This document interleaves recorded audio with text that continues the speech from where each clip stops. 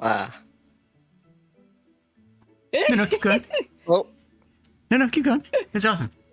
I was expecting it. Darn you, Jade. Hello, everybody. Hello. All right, so we're trying something a bit different today. We're gonna try recording a podcast live. So here I have with me are first Jade the Kobold, Hi. second Desi the Fox. Hello, I don't know how I'm here. Do any of us Honestly, I really don't know why we're here? Isn't that one of the great questions that we have to face? Yeah, I guess. very good question. I'm here, I guess, to be adorable and super cuddly and nice. I think I'm doing a good job so far. You're doing wonderful. Yay! Yes. Mm-hmm. Great. So I was thinking we could talk about video games today. If we need to go into more specifics, like maybe how they've impacted us over the years. Mm-hmm. Oh, does anyone want to start? I can start if we need me to. Go ahead. Okay, so I in the terms of video game history, I haven't been around for very long. My first game system was the GameCube. Do you games make you better at whistling? No, I don't think so. But the GameCube, it was one that I got, I think, because my friends had it. There was a family that I was really close with when I was a kid. We're still close with them, and it's awesome. I go to meet up with them every year. Well, nice. Yeah! It's like, I remember my first two games being the original Animal Crossing, and Pokemon XD Gale of Darkness. Ooh, So cool. those are they've kind of formed my interests in gaming. I like a lot more of the casual games. Splatoon is kind of an exception, though. Hardcore Splatoon player. I wouldn't say hardcore, but I do definitely pay a lot of attention to things that change, especially with Splatoon 3 now out. Yeah. I guess I'll go. Like, with me, my first game system was the PlayStation 2, and I really liked it. I still collect for it now, not tonight. Now I still collect for it now, but like one of the first games I played on it was the original Lego Star Wars. I played that all the time with my brother, and I mean all the time.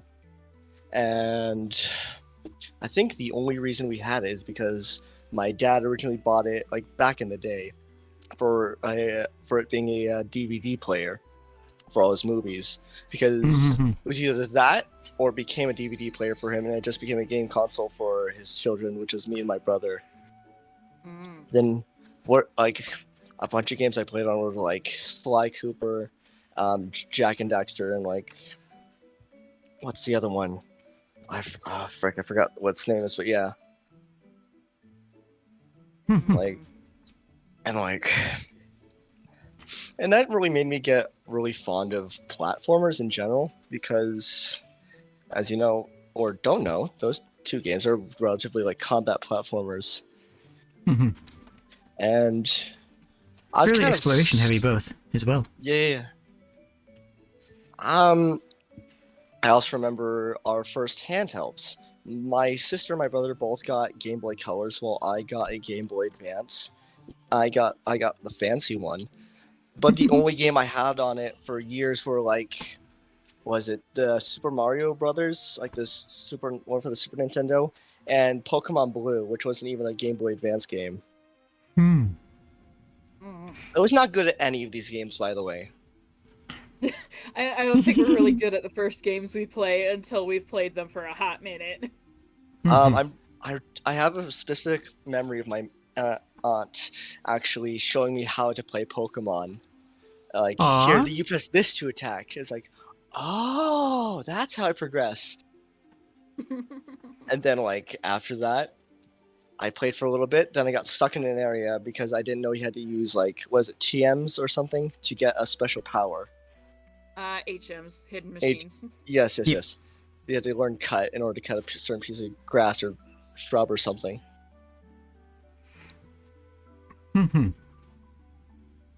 My first video game was Jumpman or Battle Chess, both for an ancient computer. Beyond that, I had a Nintendo, but it was really the classic Game Boy and the Super Nintendo that were the most influential to me. Playing the RPGs on both. I had very long car rides with my family to go visit relatives. My relatives didn't live near me growing up. They were like a 14-hour car ride away. So I spent a lot of that time on my Game Boy playing JRPGs, waiting for another streetlight to come by so that I could see enough of the screen to be able to make my next move. Oh, you Aw. did that? I've Yep. heard a lot of people do that. It's just like, while it's dark, you just wait for the next streetlight and then just play. Nice. Mm-hmm. But yeah, good times. My first game that I made was actually for the graphing calculator, the TI series graphing calculators. I made a race game, I made a port of Cobra Triangle, and I made not sure what to call it. It was a game where you had to dodge asteroids in a spaceship. There are several games like that. Yeah, I mean, if you played those on the graphing calculator, maybe one of them was mine. Never owned a graphing calculator. The only ones I've really touched were like ones in like middle school. Mm-hmm. All the calculators I ever had, I inherited from my older sister because we just could not afford to get anything like fancy. Like, we could get one for one child, but not all three. That's for sure. Mm-hmm. I don't know how much they cost. All I knew that they were expensive. Yeah.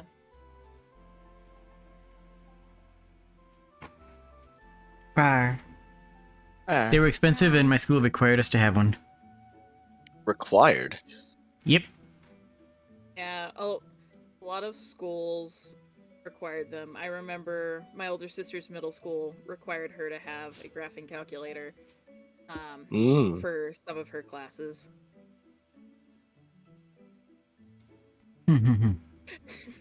We've gone on a side tangent. Calculators. Let's be honest, this is a podcasty chat stream. This is going to be like 80% tangent, and presumably everyone's here for it. I hope everyone's here for it. Yeah.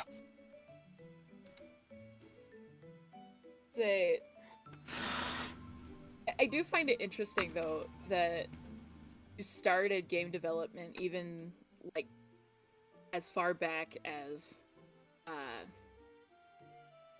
like, having a graphing like, words are hard and not coming to my brain. Late grade school. Yep. Late grade school. Wow. Hello, Amber. Amber? I even taught myself engine optimization, which is kind of funny, because the programming is done in BASIC, and it doesn't like to render things, at least not the ones back then. So I ended up using the next line function as a way of making everything on the screen drop down by one tile. Instead of having it redraw everything, I basically just did the game equivalent to the calculator equivalent of hitting enter so that everything goes down a tile. because it would handle that very quickly, whereas it wouldn't handle actually telling it to render on separate lines very quickly. That's why I was able to make the race game function very at a much faster frame rate than would have been able to otherwise. Mm.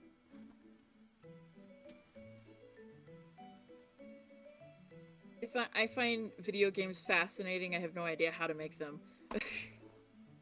Everyone who knows code just looks like a wizard to me. I'm like,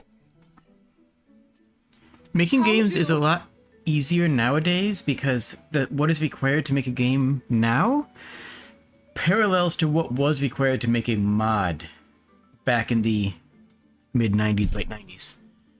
So, Yeah. like, Unity is, and the other Godot and Unreal are fantastic programs.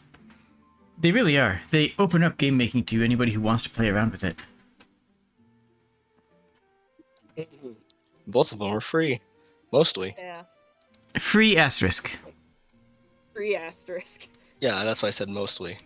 Yep, I have had Unity come knocking on my door, metaphorically, being like, "Hey, it looks like your company's large enough that you should be paying for an actual license." It's like, nope.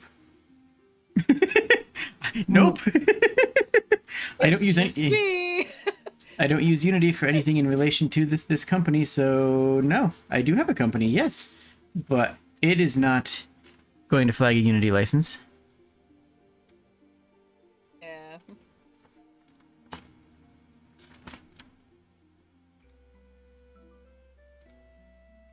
Jade for Kobold Incorporated. When Jade is I have a I work for a job, and yeah, I work for a small job business. place. I work for a job place. Unfortunately, YouTube does not pay bills, though it could if enough people subscribed and just had memberships or whatever. And I don't know. Jade, don't Both of your stuffs. Yeah, sure, or that. I hate shilling. Shameless plugging. I hate plugging. Same. Same. It feels weird. Like, I know I need to, and like I do, and I appreciate the support, but like, I don't know. I just need. I don't know. I would love for my work to be its own plug. You know, I'd like for my work to be enough on its own to convince people to subscribe. But people forget, or just don't click buttons, or don't click the bell notification. I get that, Yeah. Like, I understand the need, but I lament. Yeah. But I I lament. remember, like, being around, like, another way video games have impacted us is it's kind of allowed all of us to meet together. Because I joined in back when Jade was playing Resident Evil 6. Mm-hmm. I'm like, I couldn't remember which number it was. Then, like, during the middle of Lion Song, back when Epic Thursdays were still a thing on the channel. Mm-hmm. That was Back a on fun a lot of series. these older videos. you can Back in see my just day. lines upon lines of just me in chat. Mhm. Mm-hmm. Ah. When did I join? I joined like when a bunch of stuff was happening. First, I think I joined when you were playing Sniper Elite. Then the next day it was what was it, Chicory? Then the next day it was Tori. But like a few days before that, it was like the VTuber prom that I Oh, worked jeez. in, but Oh, didn't yeah. actually chat in. That was a train wreck. Ugh. And I found Jade on the clock VTuber app. prom is certainly a thing. Yeah, VTuber prom was, I don't know, it still is a thing. It still was going on this year. Yeah. I considered, like, looking into it. I mean, no one invited me, which, fair, reasonable, understandable. And B, like,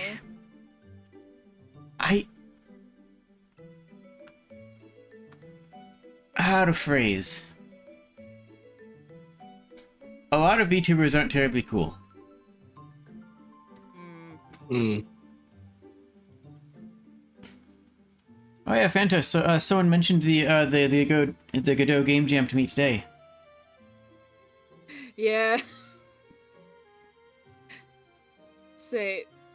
The person who mentioned it to me may have been It's always interesting.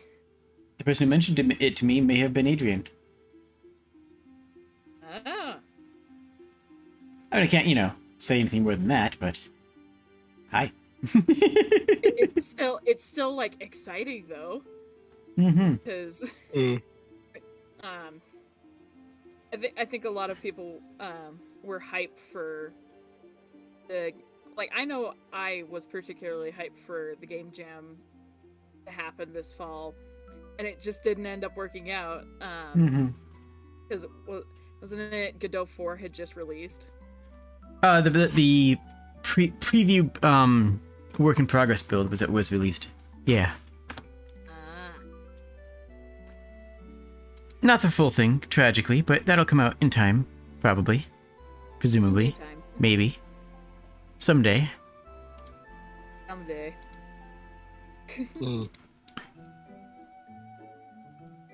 Life is busy. Yeah. I've had my involvement in the game jam via making timestamps in the comments of the game jam streams, at least for Jade. Like going through all the games.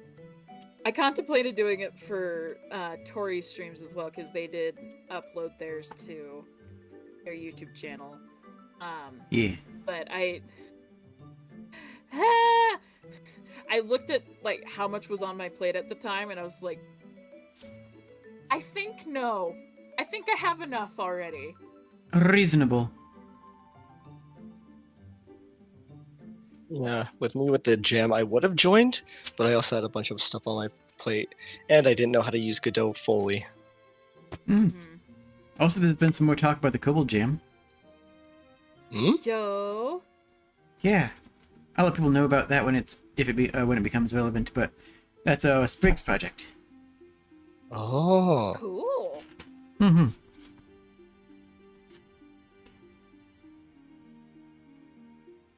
Very cool. Excited for hearing about friend projects. Yeah. I mean, I can't say more than that because it's not my place to say more than that. You know what I mean? It's like I'm not going to make any announcements. I just mentioned that it's a thing that is cool and will continue to be cool. And it was mentioned on her stream, so it's not like it's a secret or nothing. Yeah. Say. How do we keep this on topic? Hello, Vaporeon. What is this on topic? No. There's no such thing as on topic. Just say words. Just say words at that thing, at the mic, and things happen. Things do indeed happen. Did you know that you have two brains? What? Did you know that you have two brains? The left brain or the right brain? I may have two brains, but I only have one brain cell. But if you sever a brain down the middle, if you sever the connections between the left and right hemisphere, both sides of the brain will become independent. One side will be able to talk, the other side will be able to act. And sometimes there's a discommunication between the two, and you can actually ask somebody a question and get two different answers. Their hands will go pick up one block, and the mouth will say another block, another answer, because there are two intelligences inside of your brain at that point. Weird. Yep. Actually, Anyways, I'd kind of like to see that put in like a video game format. I don't know, challenge for someone who can actually do video game development, whereas I can merely think of cool concepts, or what I think are cool concepts. If anybody could pull that off, it would be Yoko Taro. Yoko Taro does some stuff that edges on that sort of conceptualization, anyways. Neat. But yeah, that's also very relevant to streaming, because when I'm talking and streaming, my brain mind that talks is just a stream of consciousness. It's just literally me unhinging my jaw and letting words fall out of my mouth. That's all that happens. And that's why I'm able to maintain that while doing something that is technically extremely difficult, like Elden Ring. I talked through every single Millennia battle, including the finale, without really missing a beat. That. Without really missing a beat, you know? And that's because, with enough practice, the acting part of my mind brain and the talking part of my mind brain are in cooperation, but also not reliant upon each other. You know what I'm saying? So, like, yeah. I'm able to talk and I'm able to play because these two things have sort of unhinged and unlocked themselves from each other in a way that is cooperative, and it just takes practice. I'm starting to get there. I'm having issues in, like, keeping a conversation going. I'm used to doing short form videos where I can just talk to a camera and say a whole bunch of words and there's content. But now it's like, oh, but it's this, but also for longer periods of time. And then content appears. And then content appears. It's like, Splatoon 3, like, when I was doing, like, the mic-only streams early on. Back when I was still using Veed for streaming instead of OBS. What's Veed?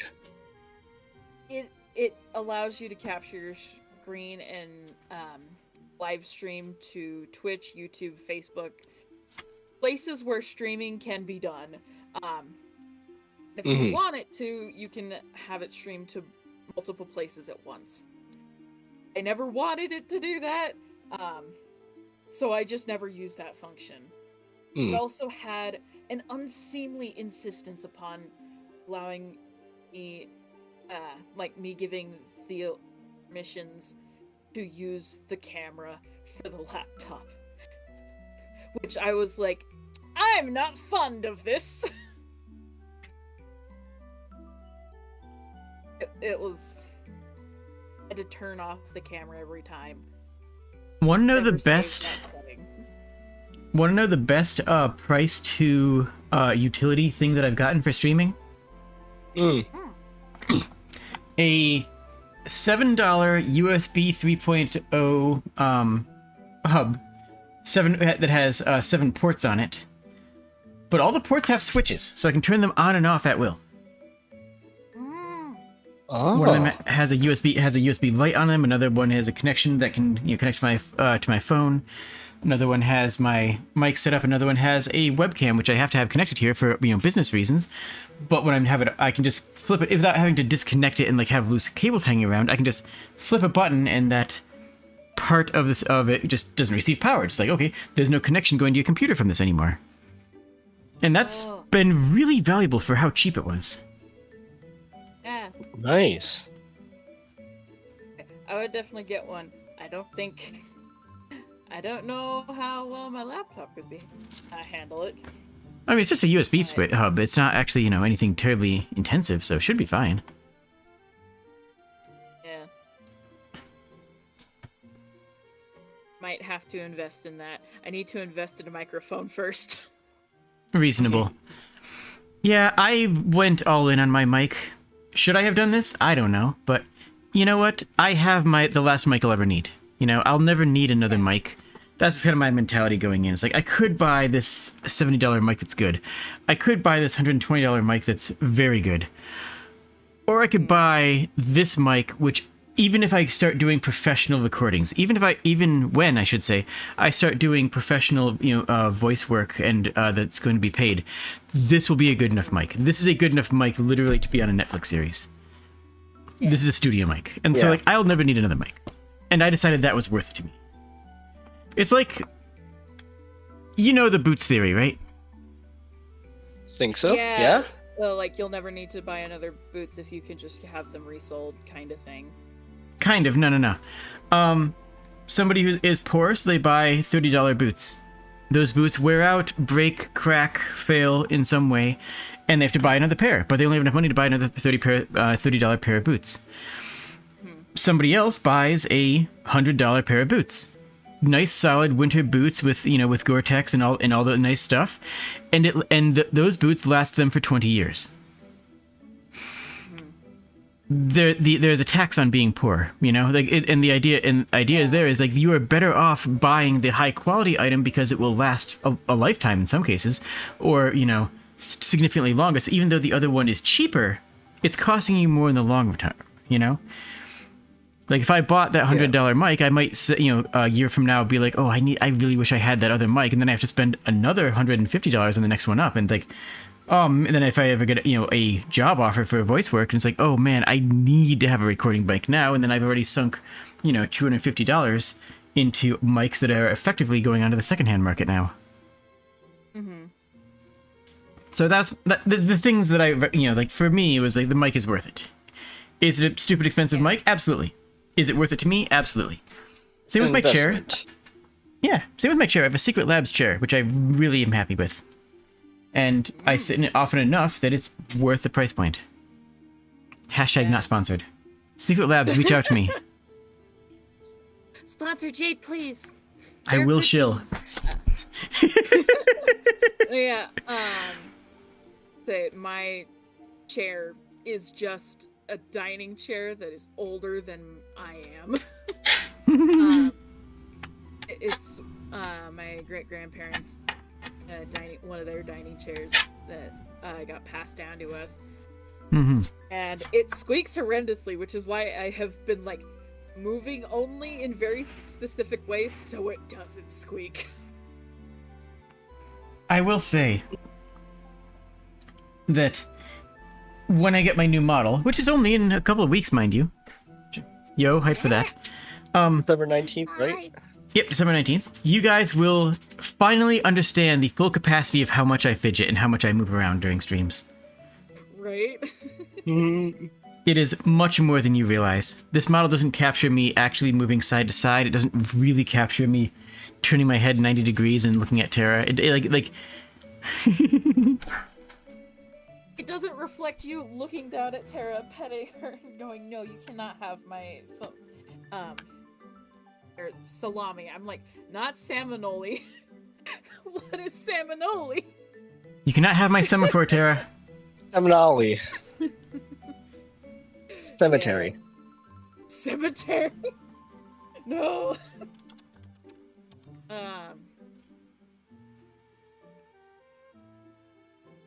Yeah, but The one on the topic of shilling though.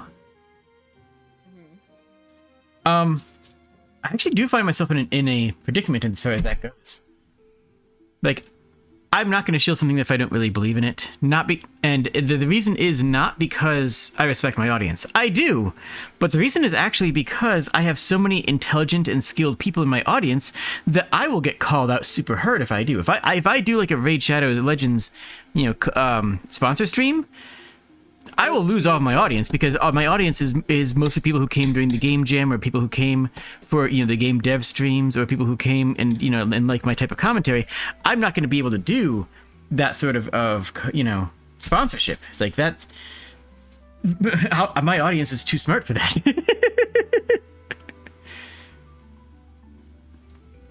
salami don't fit. I don't know what you want me to do about it.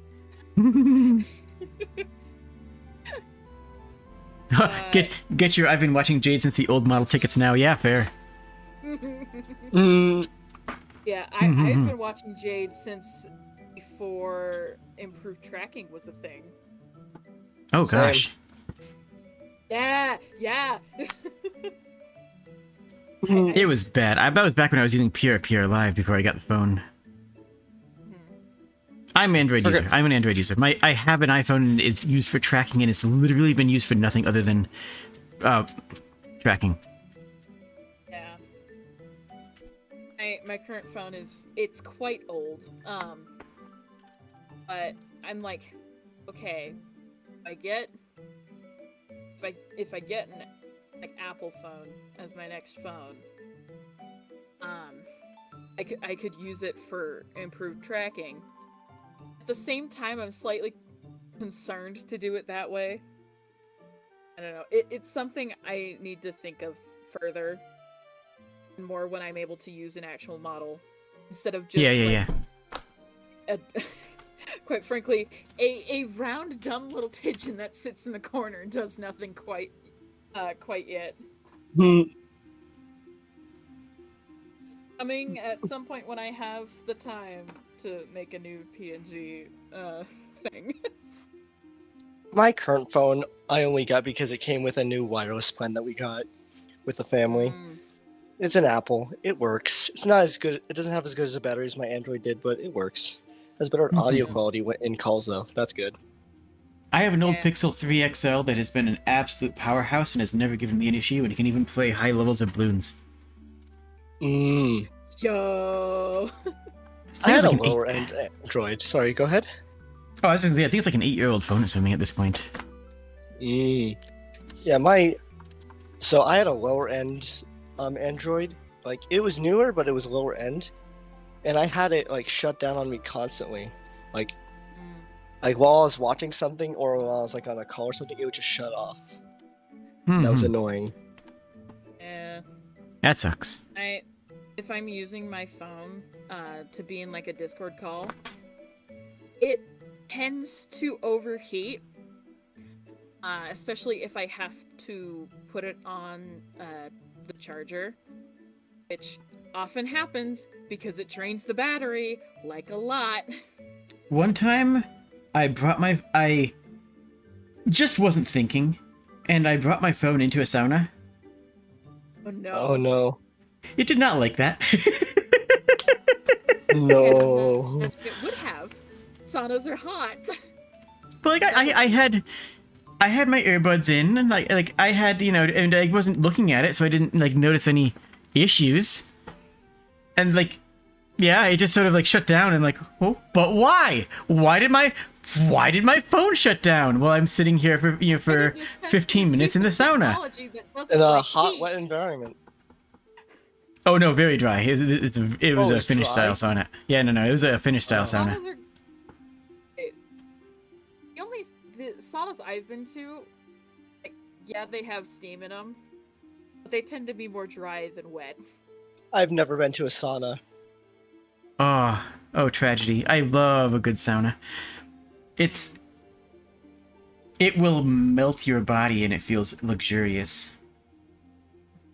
And then you get Would it out be of the good sauna. on my muscles? Absolutely. Oh yeah. Please sign me up then. Then you get out of the sauna, and you jump in a snowbank, and then you get back in the sauna. That's how you do. That is how you do. Why, yes, my family does have some Finnish blood in it. Why do you ask? I think mine has Swedish, but similar, yeah. I mean, I don't have that blood because, again, adopted, but, Also, you can probably just tell just by the fact that I'm pronouncing it sauna as opposed to sauna. Yeah. Yeah, say, I have Finnish and Norwegian in me, so the temptation to just do all the Scandinavian things is strong, because I'm like, I want to try this, it looks so fun! Like, this is something that I've wanted to try. Is an ice bath type of thing where you like cut a hole in a very cold lake, like through the ice, and you bathe in it for a very short amount of time, because too long and your body will not like you. Absolutely start at a place with people around you where you could touch the ground with your feet. The real danger there is that you go into there, and if you haven't done it before, if you don't know the idea, if you haven't tried that before, your body can straight up go into shock.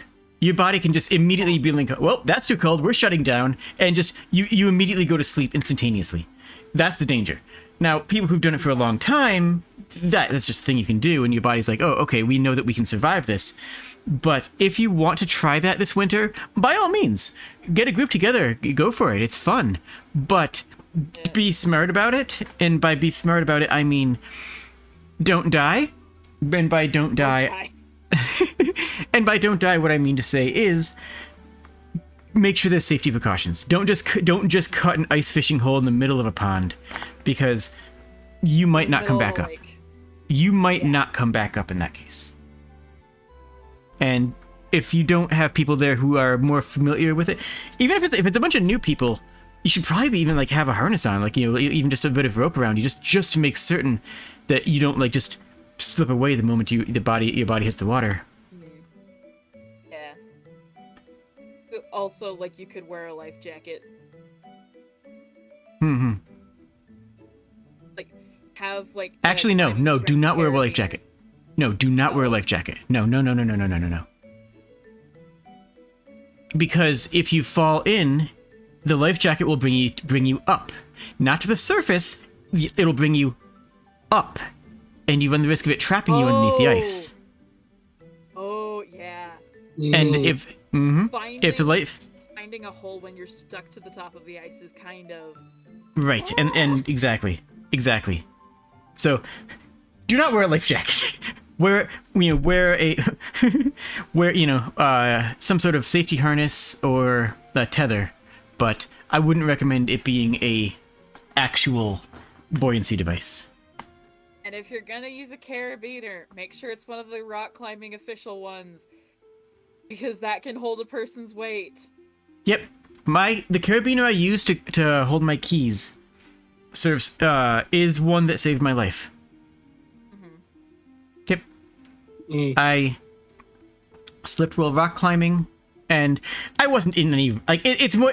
I make it sound more dramatic than it is because it's me. Of course I do, but I slipped while rock climbing, and the carabiner, the first carabiner was not connected correctly, and the second one took the full load of my weight, and that's the one I still use. It's also large enough that my hand can fit entirely inside of it and use it as brass knuckles. I've never used it as such. I've actually only thrown one punch in my entire life, but that's a story I could tell. But that was how I that is something that's really fun just as a fidget, is to put my hand inside of my my carabiner and then fling my keys around, so my keys are on my palm. It's just like I basically have a punchy thing. Ah. One punch lizard. Yeah, I have also thrown under 5 punches. Look, I was a dumb kid, and the other person deserved it. I don't think most people imagine me as a particularly violent person. But when my family is in danger, or I am in danger, my normal, like, cute, fluffy personality gets thrown out the window. Do it. I was just inconvenienced. Mildly inconvenienced. Okay. I'm telling the story. Okay, so. I was in high school. I played the trombone. I was on my way to class. I was not late, but like a little bit cutting it close. And the bully, the bully, you know how schools are. It's the person who does the bullying, was standing in front of the door.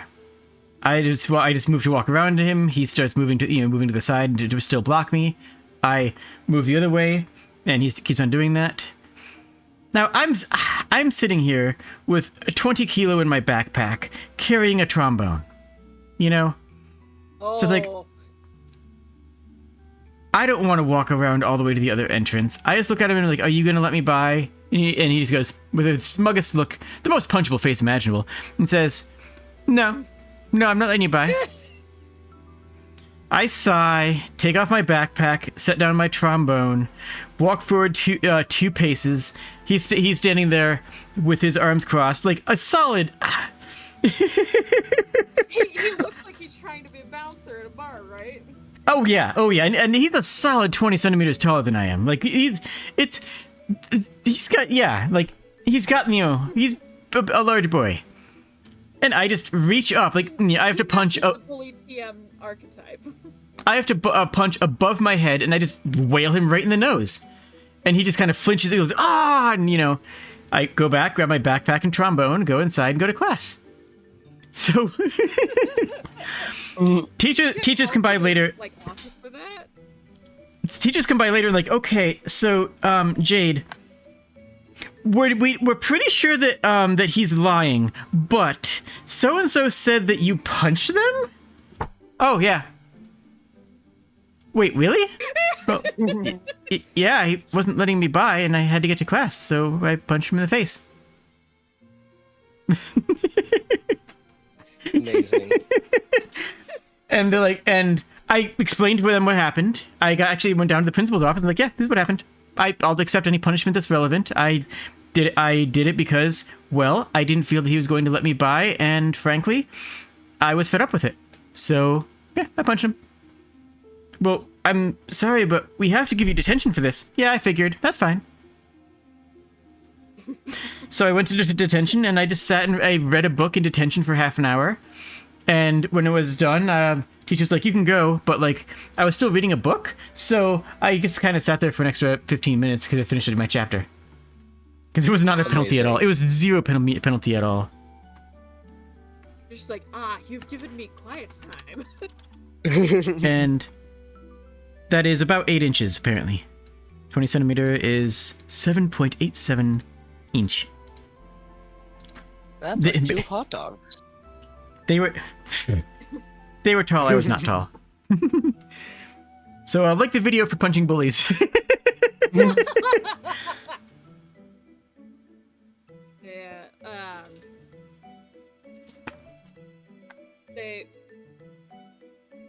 For me, so I was playing in the backyard, and there were these kids who had like just moved in. At the time, kind of going through what some could call Chunibyo phase, or a furry phase. Mhm. I thought I was a golden kitsune. Around the time that I had discovered Naruto. Yeah, as one can imagine. And get an hour free reading time. Yeah, so these kids, they were, so like, when this was going around, Twilight was a very popular book series and movie. Oh boy. Twilight? Like, Twilight, 2010, like 13 something? I don't know. Somewhere around then. All I know is even back then I thought it was dumb. I still think it's dumb and refuse to partake in any of the things. My It's mom has tried several fine. times to get me to watch it, and I've just like stepped out of the room while she's not looking. It's fine. It's if you like it, you like it. If you're like me, you don't. We don't have to agree on it. Mhm. Go ahead and enjoy content that I am choosing to not partake in.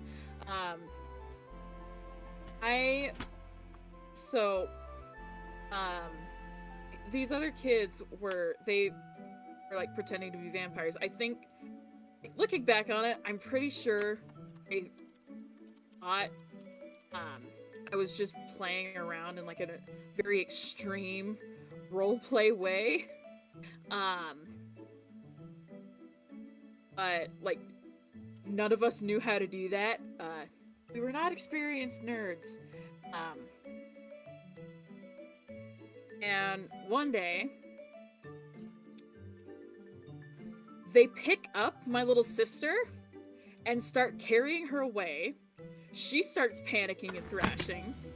And then the, like, small child, I'm going to call this person a child, because that's what they were to be. I was easily twice their height. And they start just taking me down and wailing on me to try and stop me from helping my sister out in what I had read as a legitimately dangerous situation. So, in order to get child off of me, I punched him in the stomach. Nice. I may have kicked them several times, like, it was an uncomfortable situation. I bet. We never played again after that, and every time we like talked, we would argue. So I just decided I don't like arguing, so I'm not gonna talk to these people anymore. Yeah, that's fair.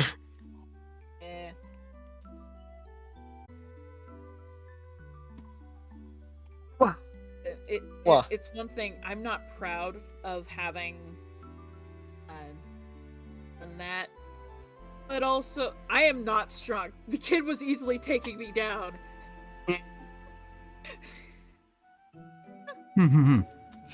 So, But I was willing to do anything to help my sister.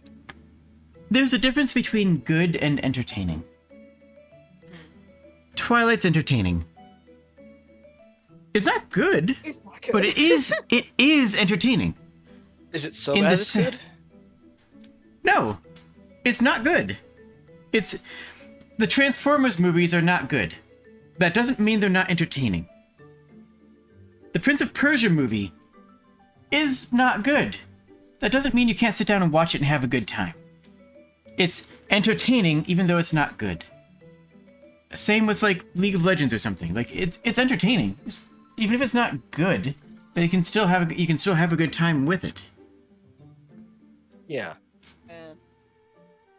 I'm a fan of a lot of movies that are arguably not good, but I find them highly entertaining. I don't watch a lot of movies personally, but You used I to watch a I lot of do movies? the bad movies I do like to watch. I like to watch with someone I can make fun of them with, so I can have a good time with other people. On that note, if you ever do want to watch Twilight, the best possible experience is to get the riff tracks for it. Oh, Yes. Riff If you're not familiar tracks? with If you're not familiar with riff tracks, some of the original people who did Mystery Science Theater 3000 are still doing that. And they made riff tracks, which is just audio play along. So you have Twilight playing on your computer, then you open up an audio player and open up the Twilight riff tracks at the same time. You sync them up, and then you just play them at the same time, and you have Mystery Science Theater 3000 to Twilight. Mm. And that experience is fantastic. I love that show. Used to watch it all the time when I was over at my grandparents because my Same, grandpa really though. likes it. I never did. If I was watching a movie, I was sitting down and watching a movie. Nowadays, though, I do certainly tend to voice my thoughts during movies. I had a lot of thoughts when I was watching Frozen 2 with my family, and I'm like, I looked at them and I'm like, is it just me? Or does this seem like it's a bad movie? Yeah. In Frozen's 2 defense, they did not have the time that they needed in order to make it good. Yeah. Only profits were on the mind. Yeah. But that's a danger that a lot of movie studios fall into. It's like, we want this done quick, but we also want people to enjoy it enough that they'll, like, buy all the merchandise. And granted, Frozen 1 was successful enough that it could carry Frozen 2, and continue, like, merch sales. Frozen 2 did not have to be good in order for Disney to profit. I'm pretty sure those two movies put them in like one of the highest grossing franchises, like top 100 highest grossing franchises of all time. Probably.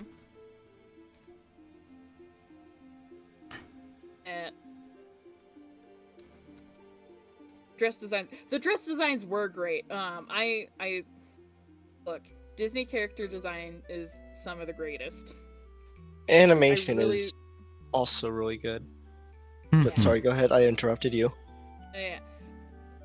I like, okay, so I like watching behind the scenes things, like to see how people do things. It's kind of like watching a master work at their trade. Um, it's a magical thing for me. So watching, like getting to see how something started versus how it was presented to the public at the end is very interesting to me. This continues on with like game development, so sometimes I'll like on a video game I really like, or just find out something about. So example 1, Splatoon. I know a lot about how Splatoon 1 came to be, because that was a game that I never got to play that I really wanted to play and had the system for. It's the only Splatoon game I have never played. Yeah, so I think that's part of why I really love the Game Jam, is because they're it's like it's showing things to help the behind the scenes process of getting to a finishing point in a video game.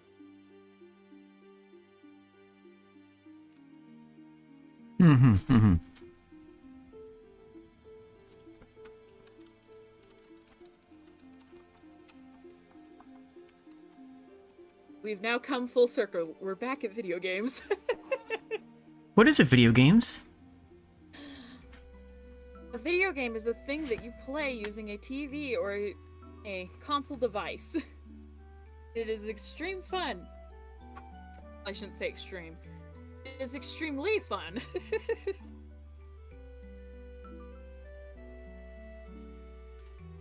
How's it cracking? You're doing good. Think everyone's enjoying themselves.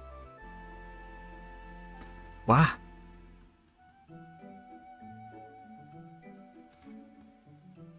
Wow. Ah. Yo.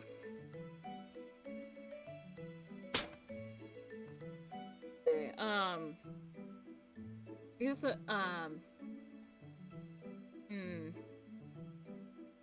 How would one describe video games to the ancient world or to aliens? Easy. You just explain the idea of a simulation. And depending on how ancient you're going to like, you know, Grecian times, like that wouldn't even be that hard since puppetry displays were very common. Both shadow puppets and actual puppet displays were, you know, a common pastime for, well, for traveling entertainers. And you say, well, it's like that, except that you get to control it, which is also a thing that you could do in those things, because you could say, they would rile up the audience, say, oh no, what does the swordsman do here? And the audience would have input. You just describe it in terms that they could understand, because at the base level, it's entertainment that is being, you know, and that's in not too dissimilar sense of that. I don't even think it would be that hard to explain. War and fighting? What if you could do that without actually having to be there? This is that. I mean, that's, yeah, plays. Like, like, war and fighting in plays is something that's like, almost like borderline universal, right? Like, yeah, games have existed throughout all time, and plays and bards and poetry, and whether it's, you know, kabuki or theater or Greek drama or, what's the term for the First Nations? Well, there's a lot of different ones, of course. But there's a you know, the First Nations style of storytelling around fires as well. Play and war and warfare and tales about the intersection of the two, they've always been a thing. It's not new.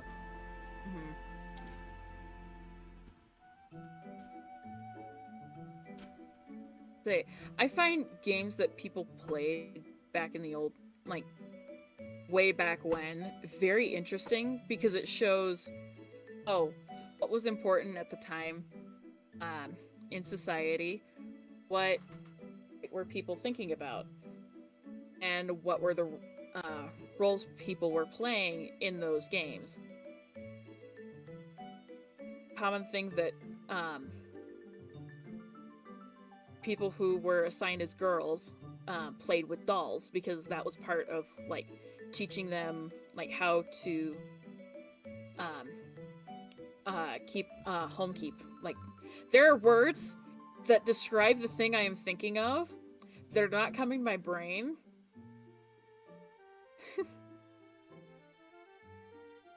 The history of video game music is a fun rabbit hole. It is indeed.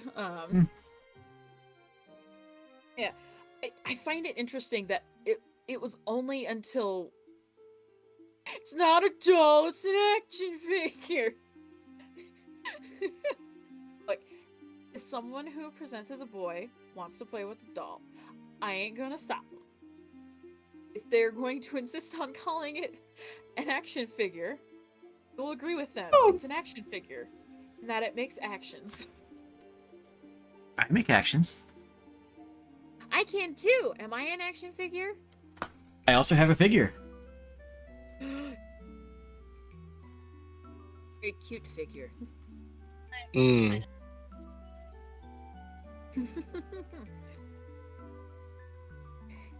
The little wink there.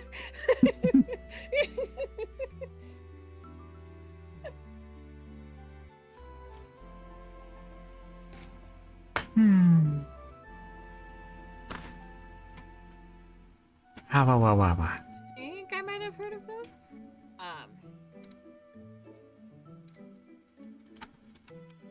Incorrect. Ken dolls have 6-packs.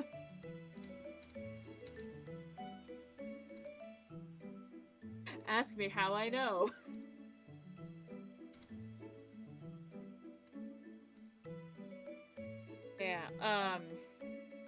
Yeah. History of games is an interesting one to delve down to. History of gaming music is also very interesting to delve down into. Because I didn't know this, but up until, like, I think 10 years ago, it weren't really putting, like, orchestrated... How do I word this? An orchestra was not playing the music that you hear in a video game. It was all synthesized. How long? Well, hold on. How far? What's your time frame here? Look, all I know is no. Legend of Zelda game to use the an orchestra for its music, the background, was Skyward Sword. Would you like me to dunk on you? Yes, please dunk on me. Prove me wrong. Warcraft Orcs and Humans, 1994. The CD. Track 1 is a data track. All the other tracks on the CD are actual just audio tracks. You can actually put the CD in a CD player and play the track 2 and so on. And those tracks were simply played by a media player in engine. Now that was still some synthetic, synthesized music, but it didn't have to be. They could have had full orchestral, like they had the technology all the way back in '94. Like that's it. I'm pretty sure that PlayStation games could do that as well. So like I don't know. console things now. Go on. Cartridge-based console systems, they couldn't do it, but CD-based systems and PCs absolutely could. And now cartridge technology has come so far that we can indeed do it. We can commit crimes. Yo. So what you're saying speaking- is we could put a Rickroll in a video game? Speaking of crimes, you know how that one video of the first 24-hour stream didn't ever process because you can't do longer than 10-hour videos in concurrently and on YouTube without anything? Yeah. Well, apparently it is still trying to process that because I got a copyright violation on it. Oh. What? Yeah, just like a few days ago. This was over a year ago for that when that stream was. YouTube's like, hey, we found a copyright issue on this stream. It's like, okay, cool. Are you ever going to process the stream? The answer is no. It'll never process. It'll never be up. And doubly so now, because no. But like... Yeah, no.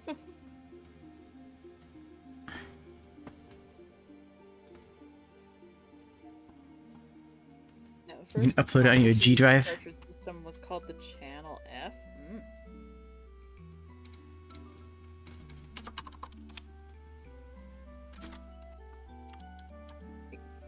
Certainly. There's someone on YouTube like it so much they wanted it. Yeah, there you go. I definitely have the attention of YouTube. YouTube knows I'm here. YouTube's watching right now. Shout outs to YouTube. They're definitely in chat. YouTube, could we talk about something real quick? Can you fix like how the modding works or streaming? That would be greatly appreciated. Every single video upload like gets a copyright claim nowadays. Yeah. That's on you. I haven't gotten... outside of that false one, I haven't gotten a copyright claim in months. Yeah. That really is on you to make sure that what you're playing or streaming or using is yeah. It's up to copyright things. Copyright is not perfect, but it's also fine. Like, copyright has problems, but I think a lot of streamers simply don't take the time to... and I'm not calling you out, but I think a lot of streamers in general don't take the time to recognize what is copyrightable and not. It's like, oh, I was just playing Splatoon music. It's like you were playing music from Splatoon. From a licensed game. From a licensed game by Nintendo. What did you expect was going to happen? What was your end game here? What was your goal here, right? Or, like, oh, like, I thought this was going to be okay. It's like, well, did you check it? Did you have the license for it? Because thinking it's going to be okay, that and a couple bucks will buy you a bag of chips, but that's as far as it'll get you. Yeah. You know what actually bugs me? So I had a music that I used. I had a music that I used for streams at the beginning for like years, and that it was copyright free. And for some reason, like just like a few like weeks ago, it said, "This is like copyrighted music. We're gonna cut the audio out on like Twitch." Like, what do you mean? I've been using this for years. Why is it copyrighted now? Yeah. Okay. So, there can be a couple reasons for that. And change something from being Creative Commons and royalty free to being something that you need to pay for in order to use like the licensing for. There was a really go ahead, sorry. Yeah. But a lot of popular like to use music will sometimes fall into the thing of, oh, people are not crediting me for the work that I did in creating this, and I don't like that very much, so I am going to do this, which, fair. Always credit the artists, like especially music artists who do important work, especially if you're using it in a video. And crediting is not enough. You should credit them, absolutely, but that is the beginning. That is step one. Yeah. The music I have, like the music you're listening to right now, if you're watching this on YouTube, I own the rights to this music. I legally can stream this music to and create content with this music because I bought the rights to it because I'm not messing around. I'm not going to risk that. There was a really famous YouTuber, I don't remember who, I want to say it was Minecraft Matthew, but I don't know for sure, who had like hundreds of his videos demonetized because of a copyright violation, and everyone on the internet was super like defending him, like, what the heck, how could this happen? Only to find out, and not a lot of people heard about this. It was correct. The person that he commissioned for the music had sampled music from another party that was not licensed properly. So like it was actually a legitimate claim. And Oh. yeah, Wow. it's like, that's unfortunate, but they were also right. Or when Gilva Sunner got his channel copyright struck out, people were complaining about that. It's like, oh well, they're just, all they're doing is hosting the music, from Nintendo games. Literally, their entire channel was hosting Nintendo game music. Like, Yeah. why did they think that was going to be okay? It doesn't matter, like stuff and stuff and stuff. I don't actually blame Nintendo for being anti-consumer. They are trying to protect their copyright, and they are honestly correct to do so. The entire concept of streaming lies on this razor hair edge of an industry that is at its core built on copyright infringement. That's why we have to be so careful about what we do. Because we were wrong. Because at the drop of a hat, we are in the wrong. I am in the wrong for streaming a video game that I haven't actually contacted the studio for. I'm wrong to stream Pokemon tomorrow, arguably. There's a strong argument to say that me streaming Pokemon tomorrow should be illegal because I didn't make Pokemon, and there are people who are going to watch my stream and not buy the game because they feel that my stream is going to give them the experience that they need, that they want, that they desire, and not buy the game. You could very easily make the argument that I am directly hurting Nintendo's bottom line sales. You could also make an argument that you were improving it. Possibly. There is that part where people like watch something and then want to buy the product afterwards. There is, but guess which happens more often? Yeah. Yeah, there are a lot of games that I want to play that I just don't have the money for. Like, example one, Kirby's Epic Yarn. I really want to play that game because it looks so much fun. But I don't have the money with which to go purchase it. So I watched someone who, to my knowledge, has the licensing to play it on.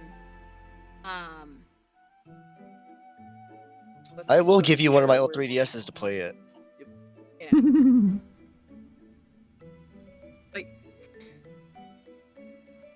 It's like, they recently did an HD version for Kirby, right? Or was that like years ago? And I am remembering HD version like on the Switch, or were you talking? HD version for, I think, the Switch. I don't remember it. There's the new what is it? The new Kirby game that's like Mario Odyssey like. Yeah, I want to play that one too. It's just again money. Running a small business is hard. Yeah. For several reasons. It's like, one, getting off the ground. I thankfully had made a lot of friends, shared a lot of my art within Jade's community, and people were like, "Oh, I like what you do. Here's some money. Can you make me this thing?" And I was like, "Yes, I can in fact do that thing."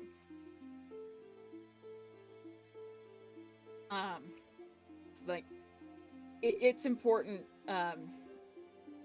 to realize, like, yes, owning a business means that you can make your own schedule, but oftentimes making that schedule means you are sacrificing a lot of free time. Yeah. It also means that you don't have the support network of, the other workers that you work alongside. Mm-hmm. I am completely a one-person company. I look forward to having enough money from YouTube to be able to hire somebody. If I could just hire someone to do my marketing for me, that would be amazing. But I'm nowhere near that yet. I'd like to be able to go and know that I can afford my own rent. Mm-hmm. Make your magic things.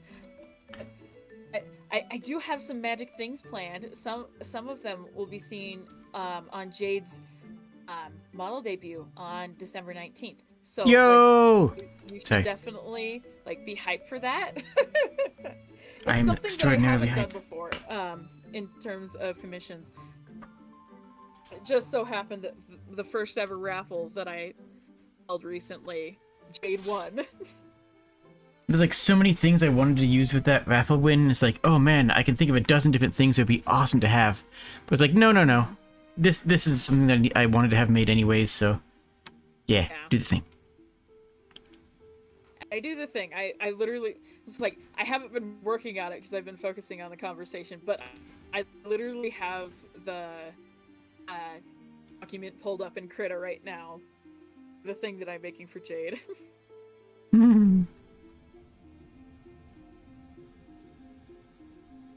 I am I am a magic woman man person.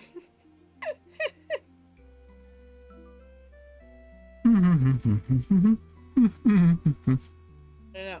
I feel like some people look at what I do, like even just on my streams, and they're like, how does one achieve that?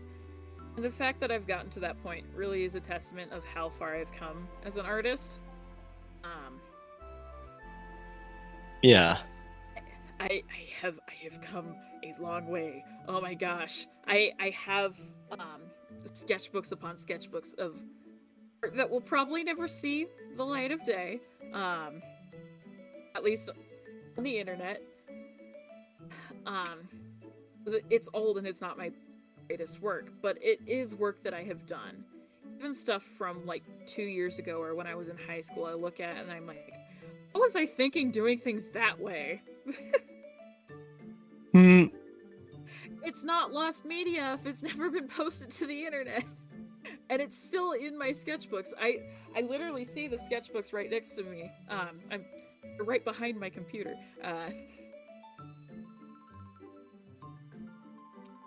Yeah, save your old drawings. It's important to do things, like to be able to Yeah. look back on how far you've come. To see how much you've progressed. Speaking of destroying your old drawings. No. Oh. What? On my debut day, I'm going to convert several of the older streams to members only. Mm-hmm. Because several of them are not good, frankly. And they'll still exist, and I'll still be able to look at them and say, wow, the heck was I doing? But they won't exist. They'll only be on the channel for people who want to donate to see them. That way, anybody new who shows up will have, who wants to see some of the older series that I ran, will have a more curated list to pick through, you know? Yeah. Yeah. I personally never do that. Except for privating all my old videos. But that's a story for another time. We're not talking about that now. I say, as I have seen YouTubers just kind of drop or announce that they're retiring from doing YouTube things, I've been like, man, I really wish I could go back and watch those things instead of like just have memories of them. It's like there are a lot of GameCube games, specifically one like the first ones that I had that I want to go back and play, but I don't have a GameCube anymore. My older sister does, but she lives closer to Tuzzy than she does to me.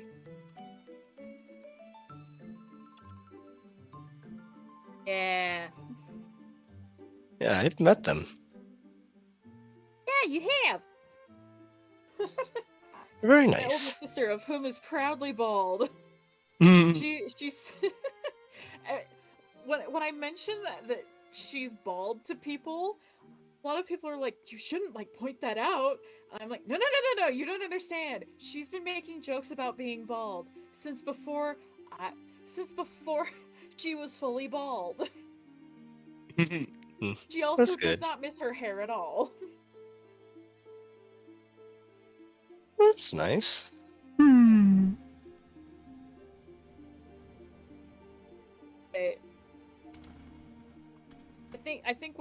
really glad about is that in a lot of more recent games, you're able to make your character, like, if you can customize your character to how you want it to look, you can make them bald if you so choose. And it doesn't matter what, like, if there's genders, a binary gender system in the game, Ew. or not. Like, either or any can like have a bald head. I just found that important because it's like, oh yeah, people like my sister can express themselves how they appear in real life if they so wish. Representation is important. Even if it's not you who are like in even if it's not like something you would want or you have experienced, it's something that is still like important to show off because it shows, oh, people can be bald either by choice or because of medical reasons, whatever those reasons may be. Or it shows that, like, hey, there are people who are very different in appearance compared to how you might look. Mm-hmm. Yes, my character. Yes. Jade is clearly bald, which is why I'm going to be locked out of sponsorship with Keeps. Or I'll have an amazing segue to the sponsorship. One of the two. I guess I don't know yet. You just have like a wig to attach to your model. I can make that happen. Definitely make that happen.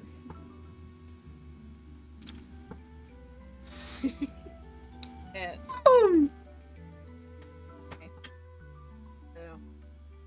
I always liked Jade's horns. You've like the way they wiggle. It's not something you see on a typical kobold. Yeah. Yeah. Very unique. That was part of the original design. Is that, you know, that it's the horns are soft and my skin feels like mochi, and they're supposed to, you know, gently wiggle and be pettable. Also, they don't. It's not really on this model, though it is on the new one, of the ability to have the horns move and sharpen or pull back for expressions. Oh, I can't wait to see how that looks because I think you've sewn me. You've sewn. Yes, Jade has sewn seeds. You've shown me. What? It's word vomit. Don't worry about it. Jade has shown me like a couple preview pictures, and it keeps making me like super hype. I'm so excited for December 18th. Also December in general, because I have been in need of a break, so that way I can like do things, and I haven't gotten that yet.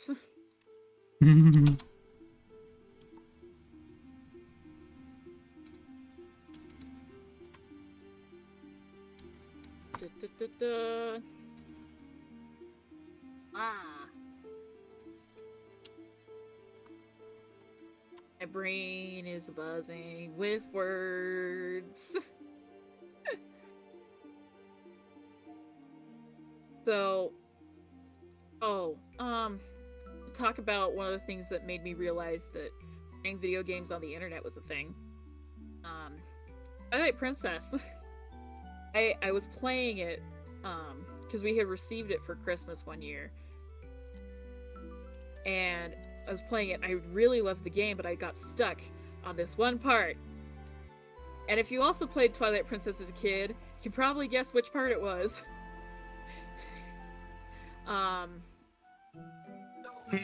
So, like, my older sister, who knew more about the internet than I didn't realize the internet was really a thing.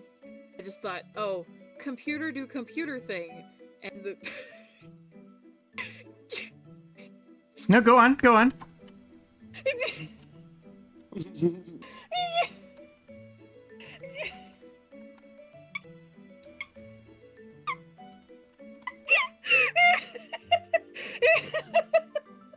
You okay?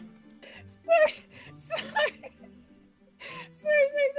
Okay. I will attempt to keep on track.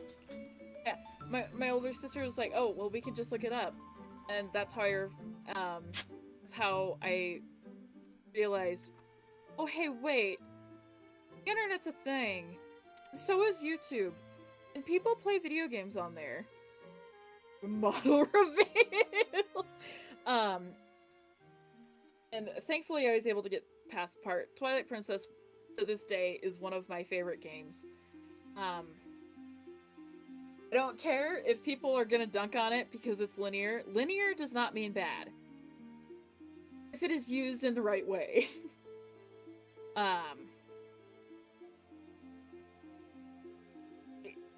Twilight Princess is a good game. Does it have its quirks? Yes, very much so. I haven't played the HD version. I do have it. I just need to play it. So, fine. It's fine. I have yet to play it. Yeah. I have yet to make it all the way through Wind Waker still, and I have had that game for...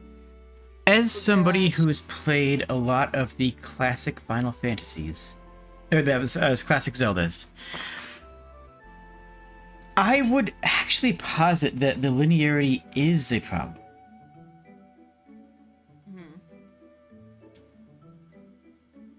I mean, seriously, I think the linearity of Twilight Princess is a strike against it. Classically, when you get an item in a dungeon, it solves a puzzle, but it also becomes a new tool that you can use, right? You can use the ice rod whenever you want. You can use the fire rod whenever you want. You can use the hammer whenever you want.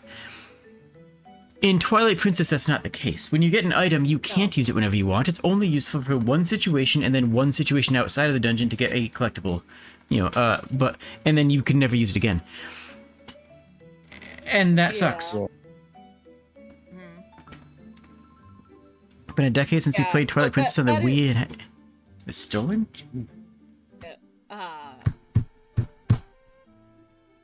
Aw, I'm sorry. No, yeah. But, so, okay, you can defend it. You can defend linearity. Is, like, for the Legend of Zelda series, is linearity a bad thing? Yes. I agree, yes. Because the basis of Legend of Zelda was going around exploring and, like, doing things. You lost a lot of that when the games became more linear, like with Ocarina of Time. Is Ocarina of Time still a monument in video gaming? Absolutely. Yeah. So, and what I say is not to say that Twilight Princess is a bad game, but it does... No. It does fail at that particular part of the Zelda formula. Of what makes Zelda games enjoyable. What makes Zelda Zelda. It's also the exploration, which is another thing I thought the Twilight Princess failed at, is there wasn't a good... You were never encouraged to explore. You're always penalized because you might find a couple of minor things and you would just be spending a whole lot of time looking at nothing, as opposed to like something like Breath of the Wild, where any sort of exploration is constantly rewarded because it's awesome and the game wants you to do that more than it wants you to play the game. Yeah. But I've played both. And with like Breath of the Wild, a lot of the map is just away. There ain't a lot to do in Twilight Princess outside of like completing the story. There are side quests here and there that make the story easier to complete, but you're not. Story is the basis of the game rather than the basis of the game being going around Hyrule and understanding. Oh, there are things here. The basis of Twilight Princess is fan art of Wolf Boy Link. Yes. I mean, kinda, yeah. So, I have watched someone defend Twilight Princess's linearity, and I think it's a valid point. So, if you don't know the start of the game, play Twilight Princess. Of the game is very slow. You're very much locked into what you're doing. Yeah, there are certain points where you can like break away from it, but in the end you still end up doing the same thing as you would if you had like kept with what it wants you to do. And so like in the beginning, Link is farm boy doing daily life things like everything, and in daily life everything is slow. The game doesn't pick up until you reach the point of, oh, there's a problem. There's a problem that needs solving. And we're really the only people who can do it. It's the idea that, oh, it's time to be responsible.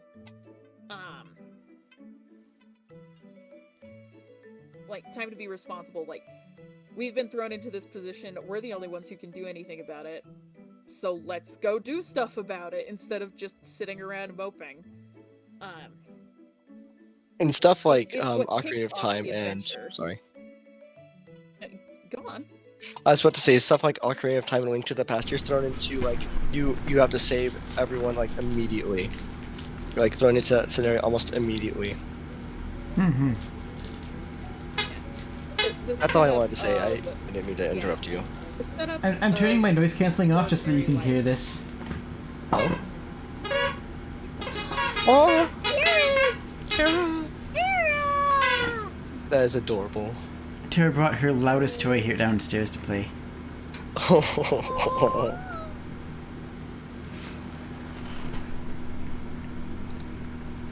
That's Sorry, so cute.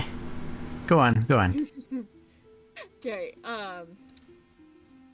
yeah, but Twilight Princess, it was important for the setup that you have that ordinary life to contrast the rest of the game. Like, this is how much Link's life has changed by this singular event. It's hero's journey. You have to have the hero, like... There's a reason that the hero's journey exists and that we should use it. If you're writing a story and you're not incorporating the hero's journey, you should have a reason why you're not doing that. Rather than needing a reason to incorporate it, you need to think about why you are not incorporating it and what you are gaining in your story by subverting it, because it's that useful of a narrative device, of a useful tool, that if you don't have it, then you need to justify its absence as a writer. You know, it's... And, to clarify, the hero's journey does not just apply to heroes. It applies to villains, too. It applies to any character that has a developing storyline in some fashion. You don't need to say it to it rigidly, but, you know. Yeah. When I was learning about it, I was like, oh, this is cool. And, like, the more and more I looked at it, I was like, but, like, people are using it. Like, it has to be the way you have to do things. As someone who writes stories, I don't like having the hero's journey, like, constantly in the back of my mind. Will I, like, reference it occasionally? Like, okay, so this is where a character is starting out. This is where, the point happens. Eventually, like, my stories do fit into the hero's journey, like, process. You go from, ordinary life to adventure, or to whatever changes. I don't know. Slice of life, you don't really see that call to adventure as much. It's more so of this change is already present in your life and you need to figure out how to adjust to it. Or you're just going through your daily life. Nothing needs to particularly change. You're just having a time. That being said, can Slice of Life have, like, character arcs and stuff in it? Absolutely. Place Further Than the Universe is a good anime that features as they go.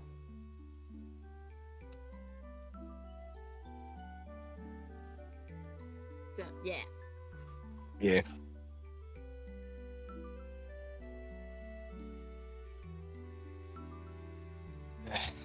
what to talk about. Words are hard.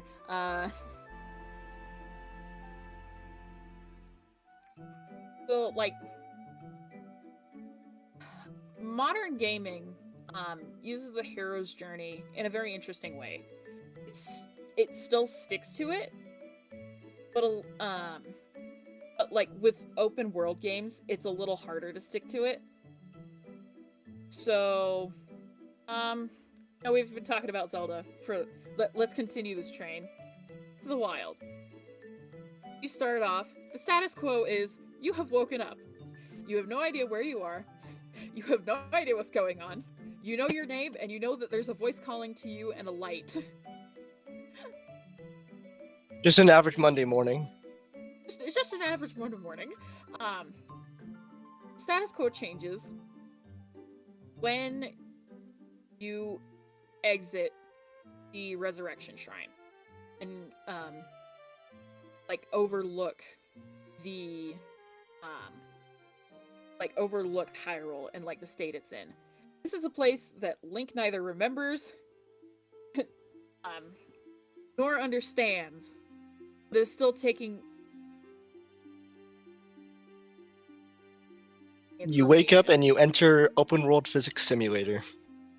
Open world physics climbing simulator, the Zelda game.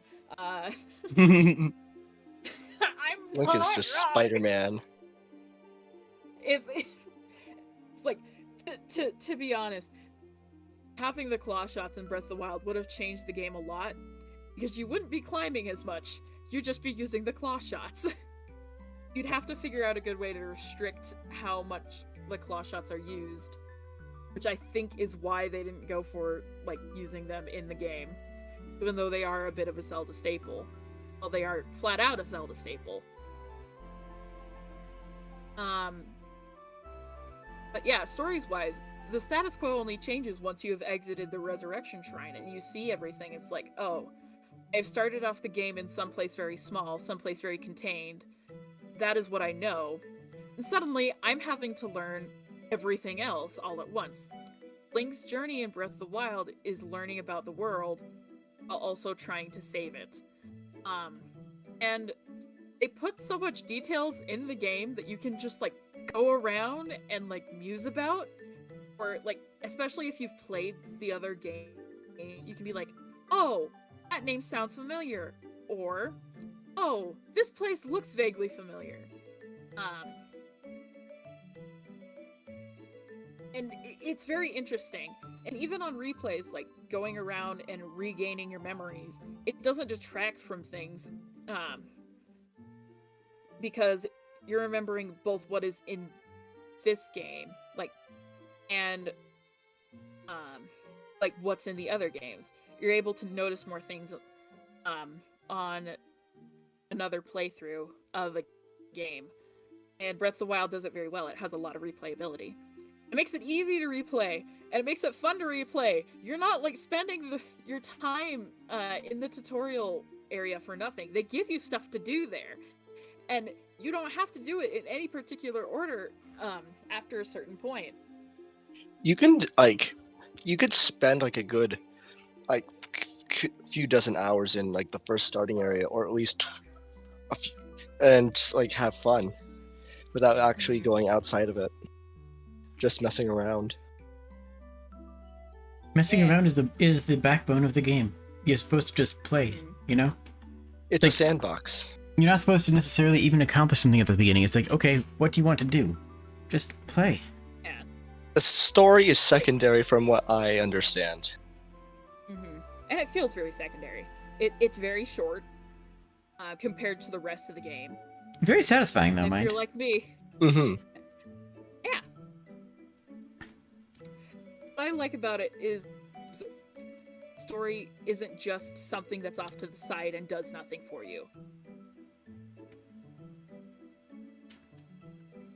So, like, everything does something in Breath of the Wild, and the way people play will depend on the way they do things. Like, some people, they want to experience the story, so they'll go do that, complete it as fast as they can. Some people just want a really big boss fight, and so they'll try to do like the 15-minute speed run to get to Hyrule Castle, and with like a stick in hand at most.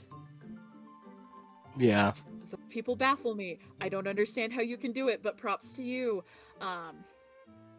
A game where you And can then fight God in your underwear with a stick.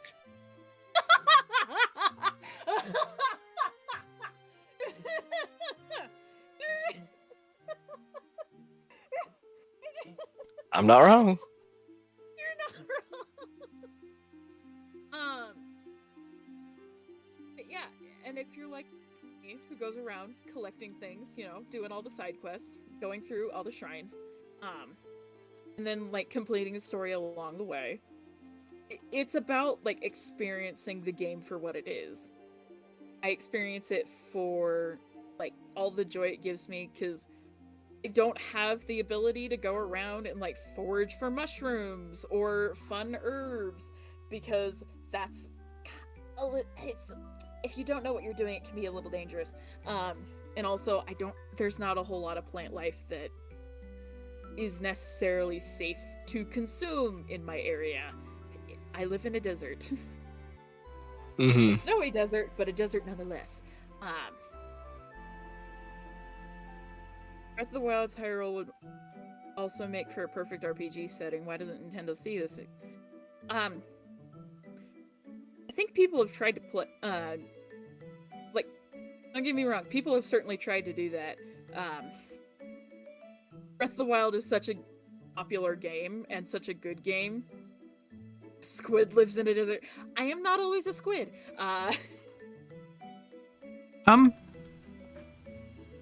If I may add something real quick. Hmm.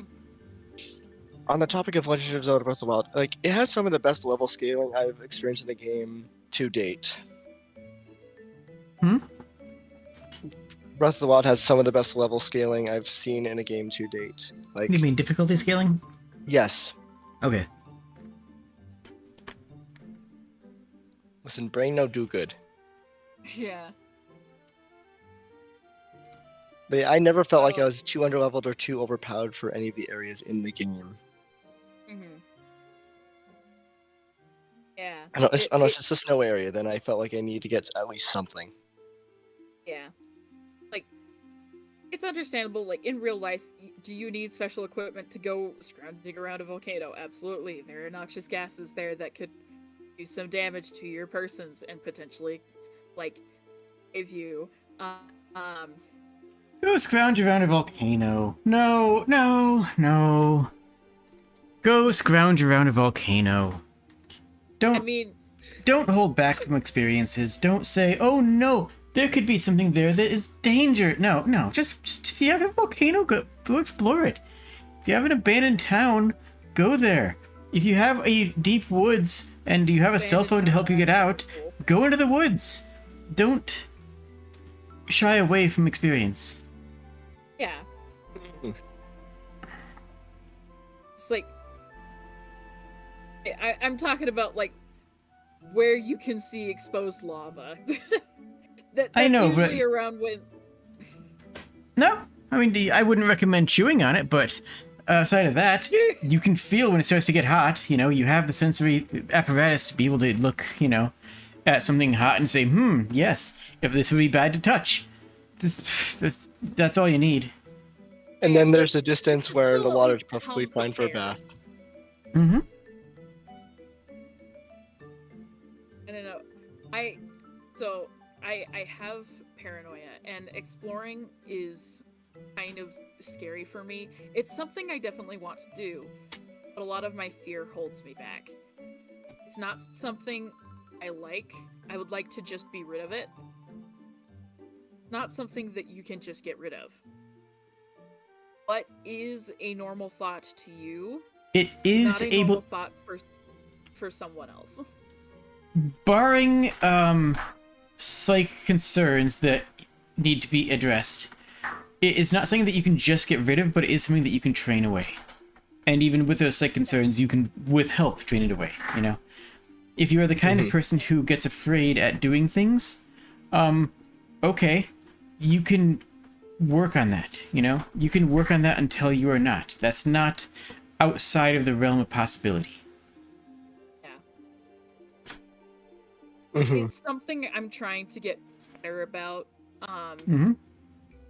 That being said, am I like I am at my bravest when I am most afraid, and when I'm most afraid, I'm trying my best to look like a normal person, which is hard.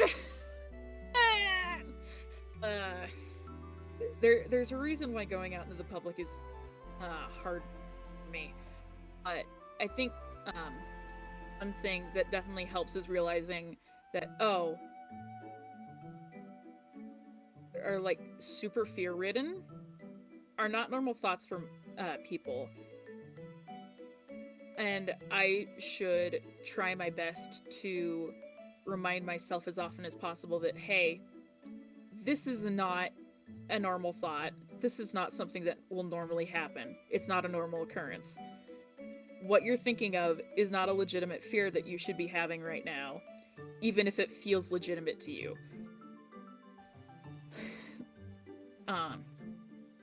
So like, oh gosh, what's one example? I have an example. There's an example to be had here. Yesterday, I did something scary. I went outside and I socialized with people who were like standing there in front of me. Granted, I knew a good amount of these people, so it was an environment that I could handle safely on my own. Like, did I feel awkward whenever my little sister would walk away to like go talk to somebody else? Yes, absolutely, because I am horrible at conversation. But a lot of my fear stems from like being around people and like what they think. Of course, granted, what I think they're thinking is absolutely not what they're thinking. Most of the time, there are the few times when I'm actually correct. Most people aren't as rude as you think they are. No, it's not even rude. It's just how do I put this? I'll think they're looking at me in a certain way that makes me look bad. So, walking out to my mailbox. The second I exit my front door, I am bombarded with the thought of, like, even if nobody is around to see me walking down to my mailbox, I'm bombarded with the thought of someone looking at me, getting the mail from the mailbox, and instead of thinking, oh, it's a person getting a mail from their mailbox, I'll be thinking, what if they think that I'm getting, like, I'm stealing somebody's mail? Something that is by no means a normal thought. I know is not a normal thought, but I have it anyways. Yeah. It's something I have to get over, and it's something I have to work through. It's something I'm trying to work through. Mm-hmm. Mm-hmm. Yeah, I've been in the same boat. Yeah. I would like to Sometimes see an things accurate can be scary. representation of paranoia in a video game where a character is like constantly afraid of things. Of course, one could just call that Spirit of Prey, the video game. Don't worry, I'll be playing that game in the near future. Oh? Mm-hmm. Interesting. Hellblade. Okay. Yep. Oh.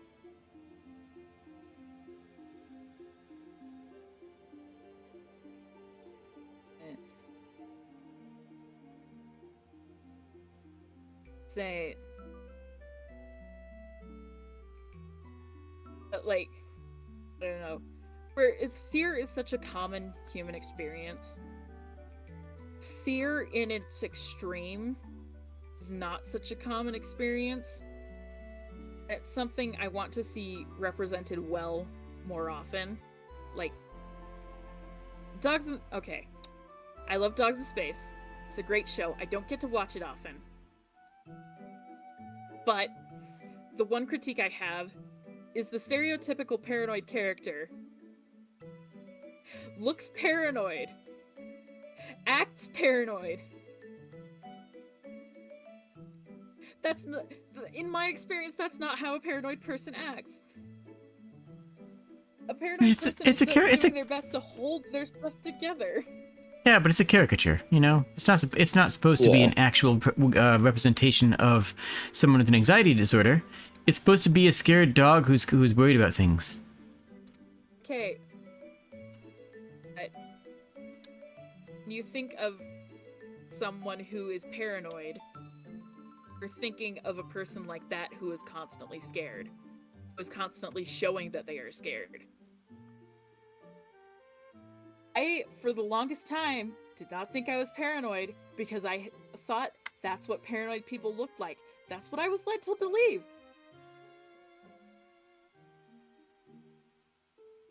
No, it is hard to show someone who doesn't look afraid, but is deeply scared of everything.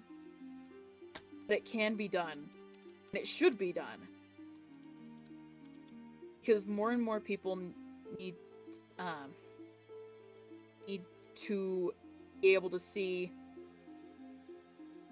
which is my experience.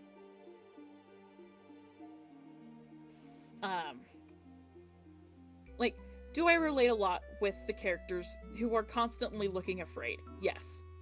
But those are the people who aren't afraid to show that they're scared.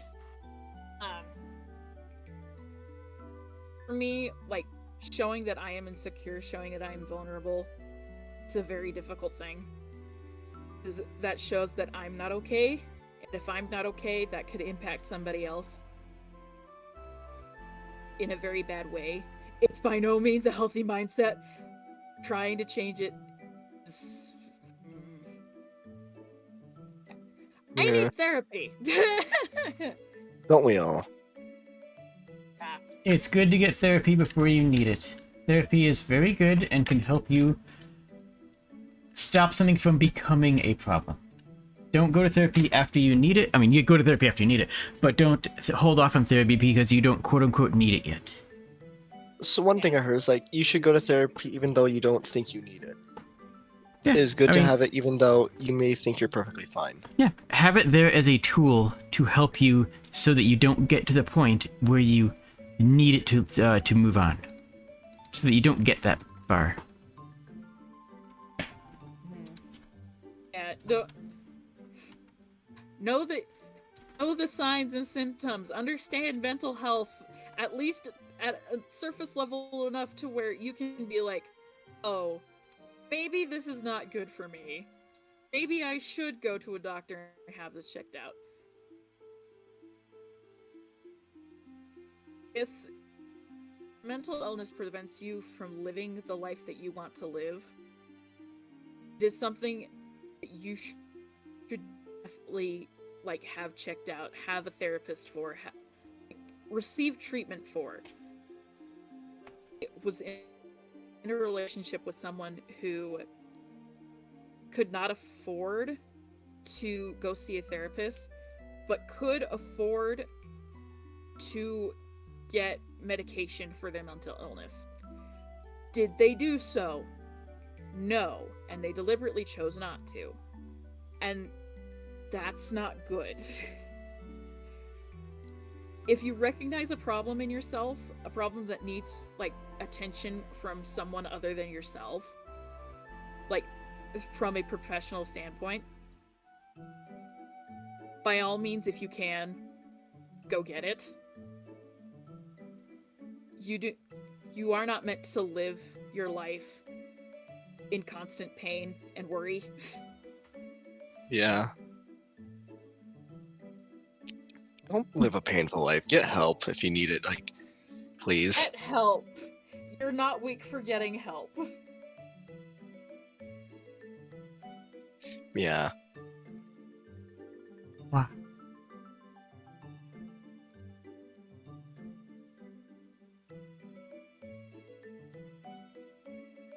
Yeah. Yeah, that's good. Mm-hmm.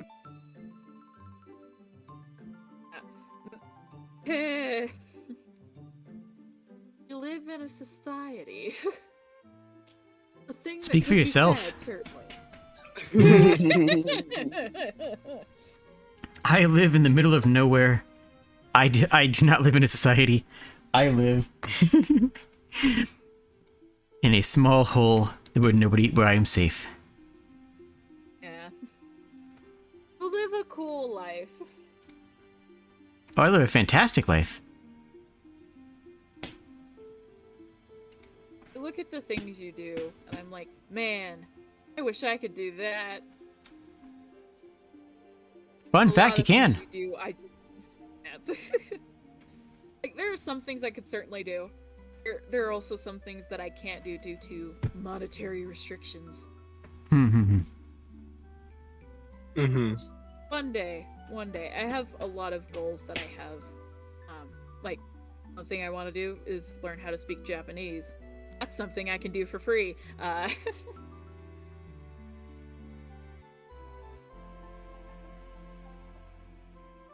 how to speak Spanish. I want to be able to communicate with people. Spanish is basically a requirement for me since like an entire half of my family speaks Spanish. Yeah. Oh, is it time to tell my favorite joke again? Go ahead. What do you call somebody who speaks 3 languages? Bilingual. What do you call somebody who speaks 2 languages? Bilingual. Bilingual. What do you call somebody who speaks 1 language? America. Lingual. American. Yeah. I can like semi speak Spanish. I can at least read it and understand some of the words.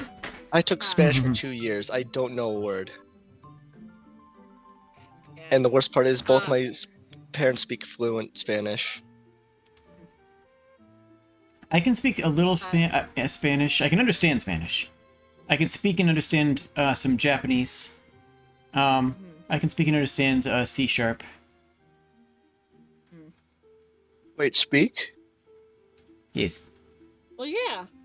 It could talk about C# with enough understanding that, to be fluent in it. Fair enough. Mm-hmm. Yeah. And I took a year. I took enough Latin, just pure Latin, that I can get a decent grasp on getting the gist of most Romance languages. Yeah. My French is terrible, there's though. A song. Yeah, there's a song I love, and it's in Portuguese. That's its original language. I can recognize some of the words because I know Latin roots, at least semi-decently.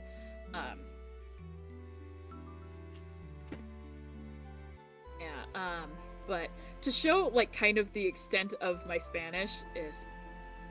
Hola, soy Sapphire Dixon. No habla español. Okay.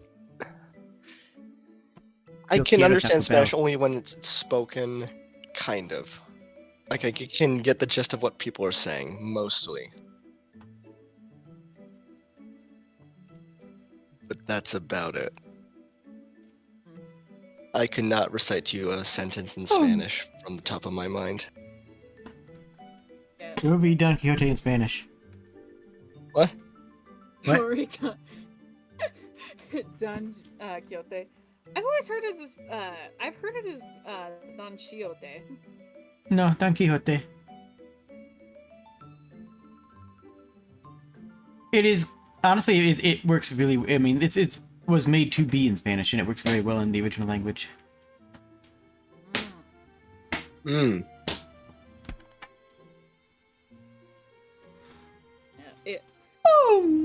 Language is fascinating, and like how it comes about is also fascinating.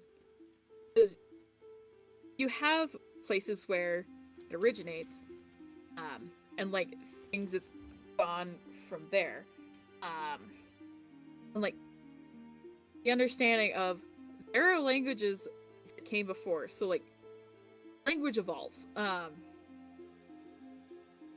If you've read Shakespeare, you understand that because it talks very differently than the way we talk in modern day English.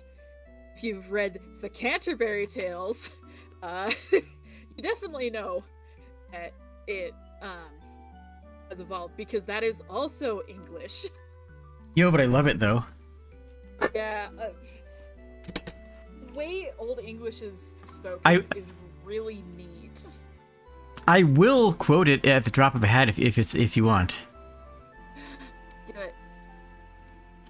it. One little brother that restores a sota, the draught of marsh hath passed to the rota, and bathed every van and swish liquor, of which the two engendered it to floor. When Zephyrus eke sweaty breath has inspired hath in every holt and every heath, in tender cups and a younger son, the hath in ram his lap occasionia. In small and falcon making melody, and spegging the night with open ye, as so picketh the neger and hear corsages, and fucking long into gone, and pilgrimages, and polymers for to second, as John Songes, to fairna hawes to know the sondre Londis, and specially from every shire's ende, of England to Canterbury de wende, of holy blissful mirth refers to seke, and then the hope that hem hath hopen one what they were seke. That's just the first. Yeah. I love it. I love Middle English. I think it's a delight to speak, and it is comprehensible. Like if you just spend a little time staring at it, like you can see it. Like one that blub that shows a sota. When in April, with the April showers, the drought of March hath pierced it to the root. The drought of March hath pierced it to the root. And bathed every vine in swish liquor, and bathed every vine into liqueur, like making wine, of which for two enjoy. Like it works. Like you can see where language has gone, even though this is not with the language it's not that hard. You can see the lines. You can see the lines. Like with a little bit of understanding of linguistics and languages, you can see the lines, and you can still understand. It's like those times where they write a language is slightly different to make it look like it's like in. Did you ever look at the sign in Breath of the Wild of Link's house? You can clearly see it says Link's house, but it's different enough to look like it's a different language. And that's what made me think of. Go on. A lot of how we know about how older ancient languages were spoken is in this type of prose. For example, this rhymes, right? The Canterbury Tales is a poem that rhymes, right? Mm-hmm. And when it says, with him there was his son, a young squire. With him there was his son, a young squire. A lovely and lusty bachelor. Those have to rhyme. Though that's actually how we know how some of these old languages are spoken, is by saying, oh, squire and bachelor have to rhyme, must rhyme for this to work. With him there was his son, a young squire, a lovely and lusty bachelor. That's actually genuinely how we understand many of these older languages. Yeah. I think that's cool as heck. Mm-hmm. Definitely. I like learning about. Yeah. I love Old English in the way that it has a cadence and tempo, spoken in such a certain way that we do not have today. Well, if you don't have it, that's on you. You can speak in a cadence. I speak in a cadence most of the time. It's a pivoting cadence that changes every once in a while when I feel like it, but I don't speak in the monotone voice of somebody who's explaining the tax revenue in your college exam. No, I mean, everyone speaks in a cadence. Everybody speaks that's just how you speak. It might not. People don't speak in poetry, and surprise, surprise, people didn't speak in poetry back then either. Very few languages require a cadence, but some of them do naturally encourage it. Japanese is a great example of a language that naturally has a cadence because of the way its words are formed. But I have a cadence. I have a very clear cadence. I have a very distinct cadence. If someone else was mimicking me, it wouldn't be mimicking my voice. It would be trying to mimic my speech patterns, which shouldn't even be that hard, honestly. Mm-hmm. So I recently was listening to someone do a study on a song from Encanto, And it showed like everyone knows iambic pentameter. That's what Shakespeare used. There's another one though that Edgar Allan Poe commonly used. I'm forgetting the name of it at the moment. But iambic pentameter is meant to like encourage continuation. Yeah. Whereas one used in like surface pressure, it's meant to invoke the feeling of stress and despair. Which I thought was very cool. And I think a lot of people use these without even realizing.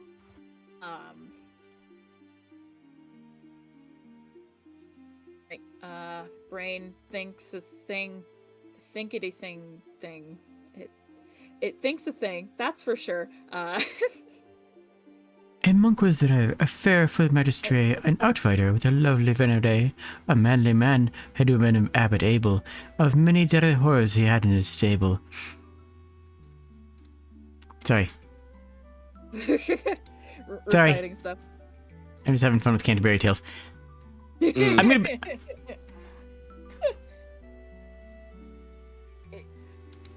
Actually, no. Canterbury Tales, that would be under public domain. So theoretically, Jade could do an entire stream reciting the Canterbury Tales. Canterbury Tales. Sappy, cover your ears. Oh. One little bull shores a sota, the draught of marsh hath pierced to the rota, and bothered of a Venus which liqueur, of which virtue engendered is the flower. That do anything for anybody? How? I would clap if I could, but I'm holding a phone.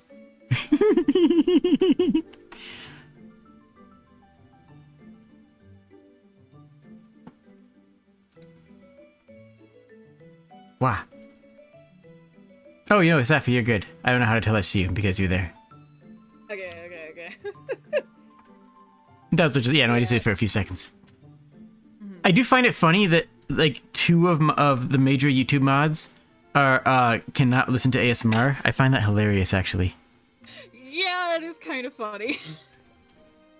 I'm not as major of a YouTube mod as I used to be since I, like, stepped down from doing it full time. Mm-hmm.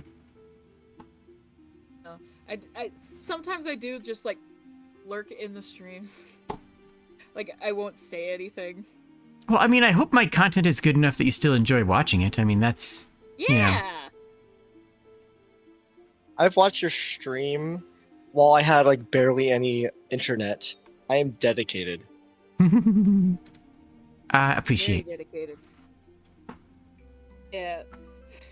Of course, there are certain times of the year when I'm just like, I can't watch this because I'm not able to. I'm not in a place where I can. Yeah. Of course, that's always understandable. Like, life gets busy. You can't always watch a Jade the Kobold stream. You want to watch? Yeah, and that's why I like YouTube. Yeah. God tried to test me with that. I succeeded in not doing that. Tuzzy, when you get a job.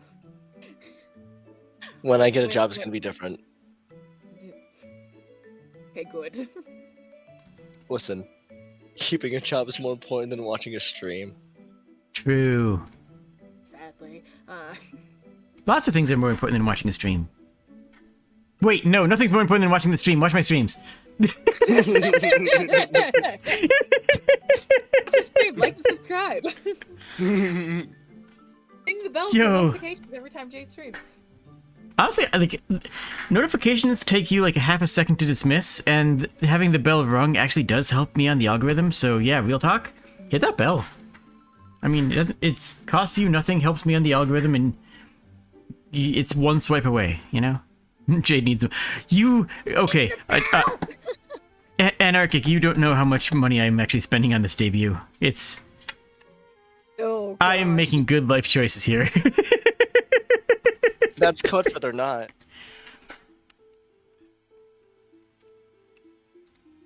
Yeah, it's like I always assumed that Jade's doing fine financially, but now I'm starting to question it. No, I'm doing well. I'm not in any danger. Yeah, that's good to know. That's really what it comes down to. I'm not in any financial danger. I just have hopes of turning this into a job, which means, you know, getting 30 Investing a lot times as of many. money into it. But yeah, which requires putting money into it and effort into it, which I put a ton of effort into the channel. You give, hopefully it's apparent. I mean, you're Yeah. the first thing on my YouTube recommended at about 6 p.m. my time. Yeah. I'll refresh my YouTube page. Like, oh, I wonder who on my subscription list is uploaded. And if you have the stream queued up, you're usually there. And I'm like, okay, making note of that.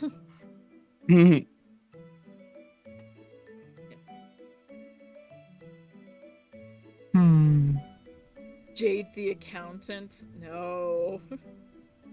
No. Oh, the game? I'll give you financial advice. It's not good financial advice, is it? Invest everything into commissions. I mean, I think. Specifically Sappy's commissions. Aww. Go Aw. support Sappy. Hey, Do it. Thank you, Snow. Go do it. Snow coming in with a super chat. I appreciate it. Frick yeah. Tuzzy's shouting me out. It's like, yeah, Do I'm it. on stream, but you don't have to do that. You're not gonna do it. I will. I feel awkward though.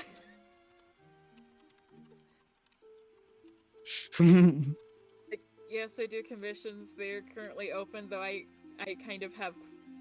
I have a few that are under my belt currently that I'm like trying to work through.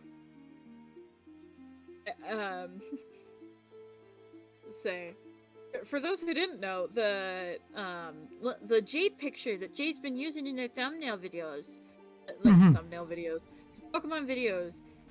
That's the drawing that I did. I did that as a commission for our good friend Buck. I should make a thumbnail video. Just a video, like just purely making it a thumbnail video. I'm pretty sure I saw someone do that once. Snow again. Oh my goodness. Thank you. No, that was Vaporeon. Is the Yes.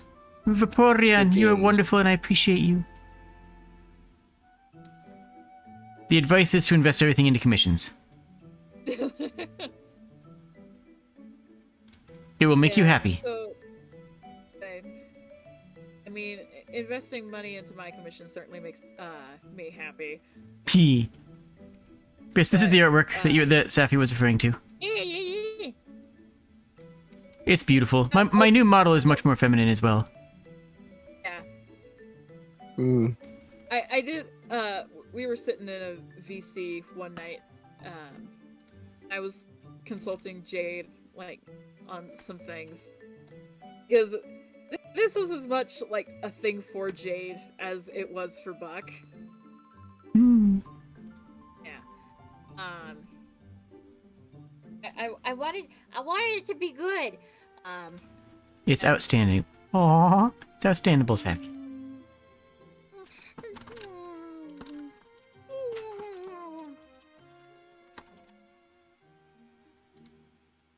Yeah, but I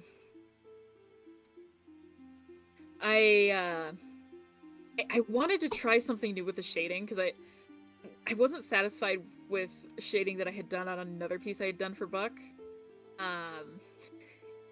You know, I have the Jade blushing.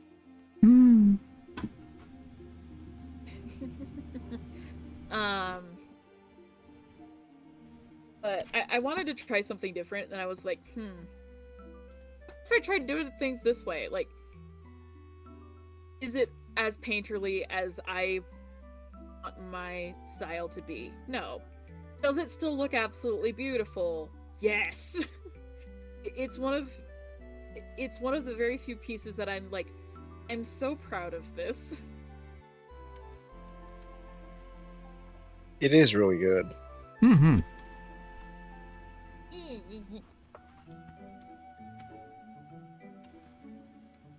I like the pink, blue, and white flag. Kinda cute. The people from that country must be cute. Ah, yes, the country.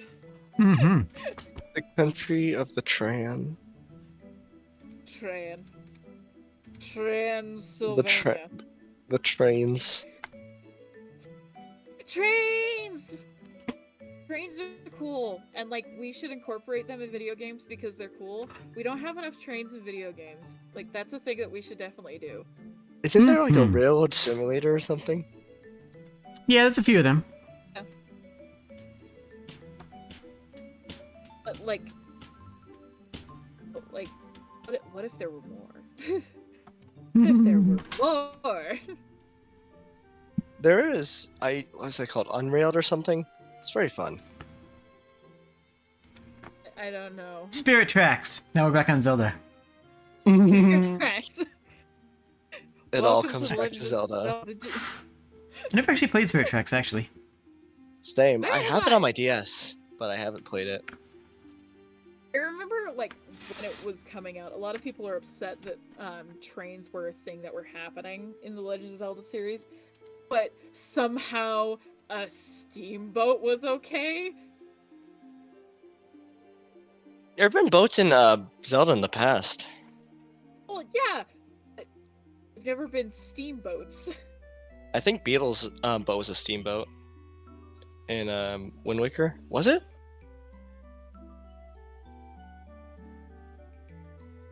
I don't know. No idea.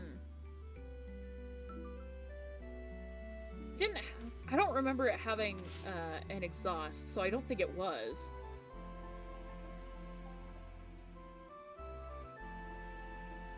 Yeah. I don't know.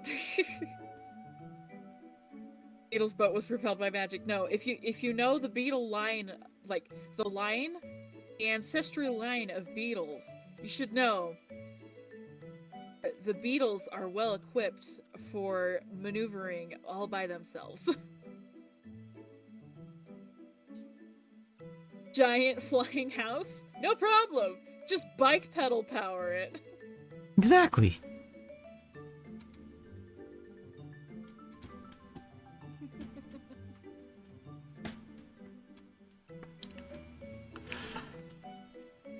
I don't know. Legend of Zelda's funny. Like for several reasons. I put the boat in the chat if you want to check it.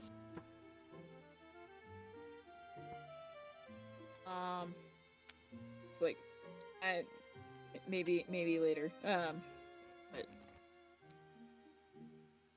nah, off the top of my memory, I remember like paddles, like set of paddles on either side of the boat.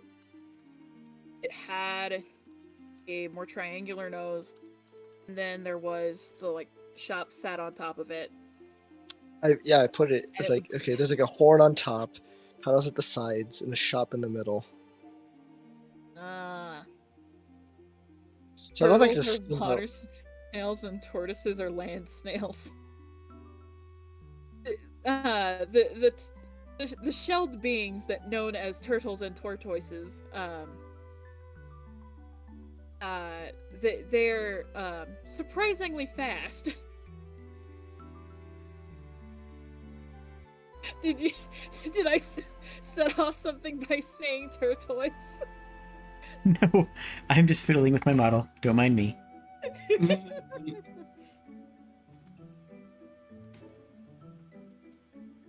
Yeah, no, turtles are neat. I like turtles. I like turtles. I was about to say that. Tootle! Owie. That's hard.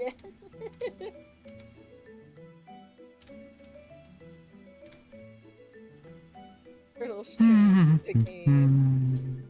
Especially Bowser. You heard nothing. Okay. No, the Mario series is interesting. that it's like man versus turtle. Not directly. But there are a lot of turtle enemies. Yeah. And like, how many turtle? Like, most of the enemies are turtles. How many turtles have you fought in real life? I haven't One. fought any of them, but I have met a turtle. Was named Squirtle, and is very good turtle. I have thrown a turtle before. Why would you throw it? Did you throw it into the water? Were you passing it to someone like a football? Why would you pass a turtle to someone like you throwing a football? There was I a don't turtle. know. There was a turtle on the road. I stopped, pulled over, snuck up behind it and grabbed the back of its shell, and yeeted it into a stream on the other side of the road. How fast? Considering it was a snapping turtle, I went very quickly about this. Ah! So that's why you threw it. How big Mhm. was it? Oh, it was big. Oh, it was a large lad. I was wondering because you had said I got it behind it, and I'm like, don't they usually do that if you're afraid if a turtle is gonna bite you? Yeah, snapping turtle. Yeah, no, it's a snapping turtle. Like, it can like literally take a bone with it. I wasn't gonna risk that, but at the same time, I didn't want to get hit. Just get like a, what is it called? A lacrosse thing and just throw it. Way too big for that. Way Oh, too big okay. for that, Tezzy. No, no, no, no, Get no, a no, shovel. no, no. Get a snow shovel. It wouldn't have fit on a snow shovel. Wait, what? This was a large lad. Jade, you're strong. Wait, I mean, how large are we actually, yeah. talking? It was a sizable lad. Size of a lad. I was thinking maybe like the size of maybe like a large ball or something, not like, I don't know. However big you're talking. Size of a car, a little bit smaller than a car wheel. That's a good metric to use, actually. A what? A little bit smaller than the size of a car wheel. Oh. How did you throw that? I snuck up behind it. I picked it up, crossed the road, and tossed it. I am impressed. Well, Launch. thank you. How many bananas long? 4, 5? I don't know.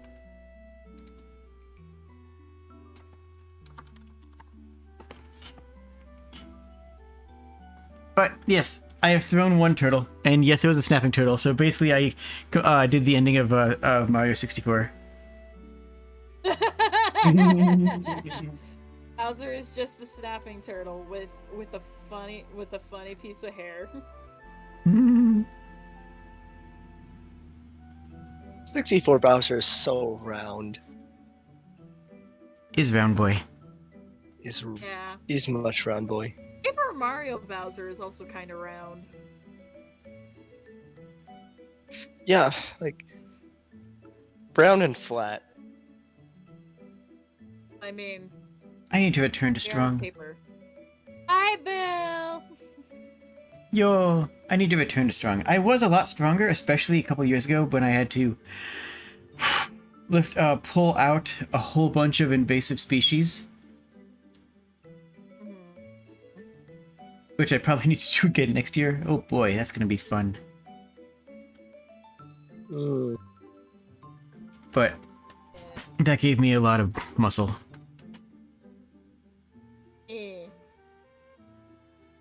And I go out to the hot springs almost every day, so, you know, that's a good walking exercise.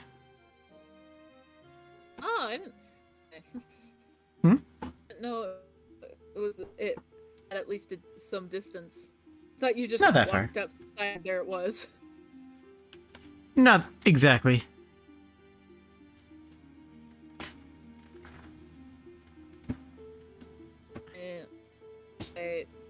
For anybody who doesn't know, I live in the middle of nowhere, and yes, there is a hot springs on my property. And for anyone going, oh my gosh, that's so posh. It's like, okay, but no. It is literally a half an hour drive to get to a grocery store, and it is about the same distance to get to a hospital. I do not live in a place where I can get to things. That's why I can have this place. Maybe 20 minutes but yeah, depending on 10 minutes depending if I break feel a like few following laws. Depending if I feel like following laws, exactly. So, Simply never get hurt. You know, it's been working pretty well for me so far, Bill. Like, that's the plan. Just attach a couple yeah, rockets to aside the from back of your getting car and sick just that go one for it. time. Sounds like a dream, but maintaining it is a nightmare. Yeah, that's pretty much spot on. I am consistently having to make sure the woods. I'm pulling out invasive species constantly, and I know the neighboring properties aren't because they keep on coming back. And plus, I have to maintain a retaining wall to make sure that the entire house doesn't fall down a mountain, doesn't fall down a hill. Like, it's a whole thing. But at the same time, I'm not bothered by people. I get to just vibe here with Tara, and I just am happy. So you know what? That's all that matters. Yeah. Mostly. Except for taxes. That matters too. And well, that's the other thing is I'm not renting, Yeah. which is a big deal, right? Yeah. Say, I think the one thing I like about being an area where there are people, like having neighbors, is that I'd have someone, like, if they wanted to come over and check on me, they definitely could. It's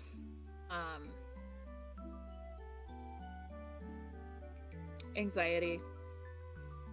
I have a need for people, and yet I'm very afraid of them. I met my neighbors. Uh-huh. How far are they away? Like 5-10 minutes? Last time I saw my neighbors was a couple months ago. They seem nice. Honestly, the dream. I have amazing neighbors. I'm grateful for that. Mm-hmm. Yeah. I have good I neighbors insofar as they don't bother me. I just wish they cared as much about the woods as I do. Say,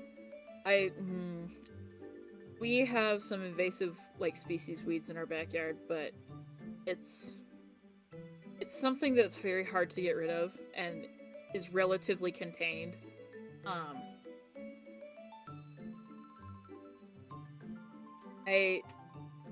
We do have some, like, actual, like, natural plants that grow in our front yard. One of the plants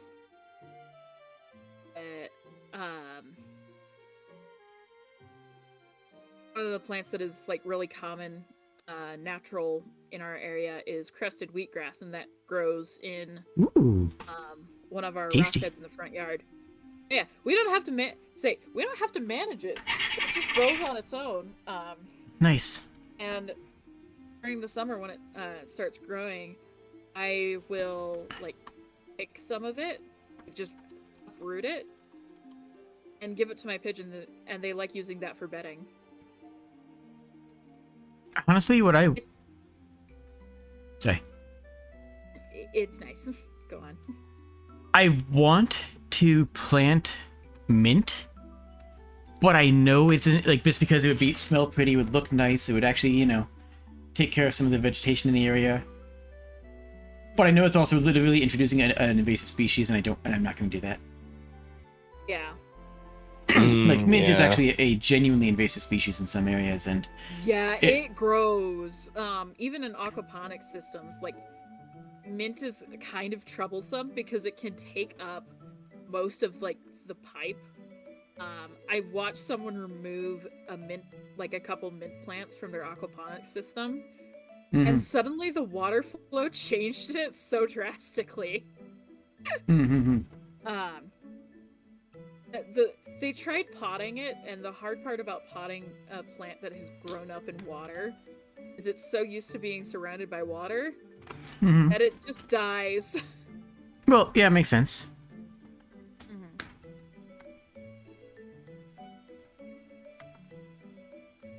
Yeah. But yeah, the big invasive species Maybe it's around hard- here is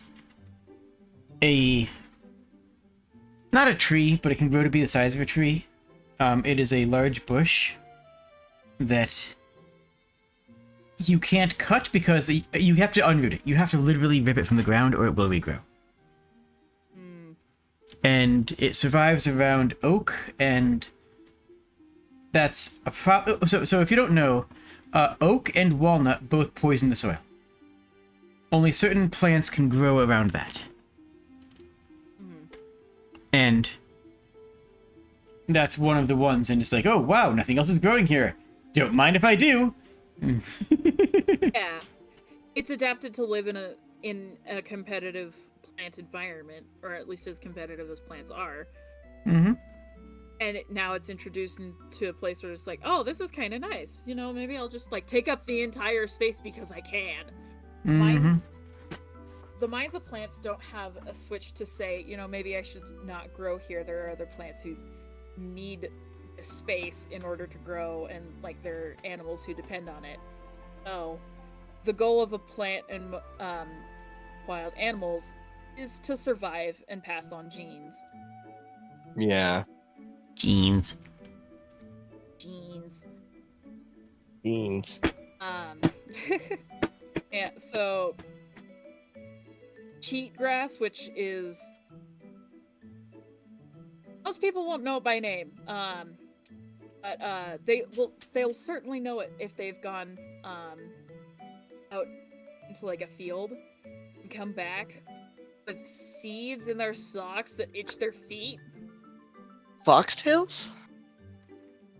Foxtails are one of them, but cheatgrass specifically, it doesn't grow as like, it doesn't have that classic like foxtail look to it, because it's not foxtail, and it looks more like, you know, rice. I don't know how to describe it in a good way. It leans over and it gets kind of like this purpley red color.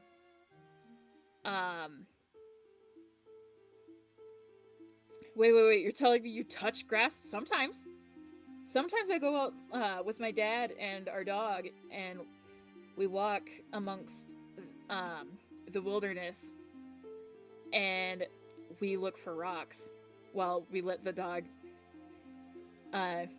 get very tired because he loves to run and run and run and run and run and run.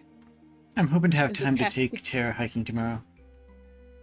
Oh, Tara deserves a hike. Mm-hmm. Indeed.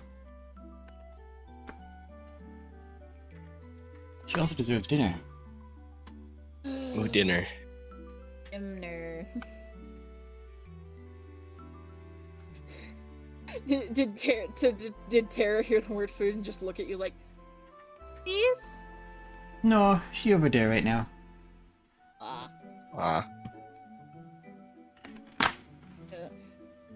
When my dog hears certain words, he gets super excited.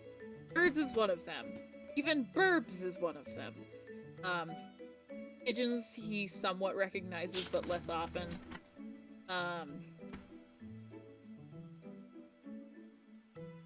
Oh.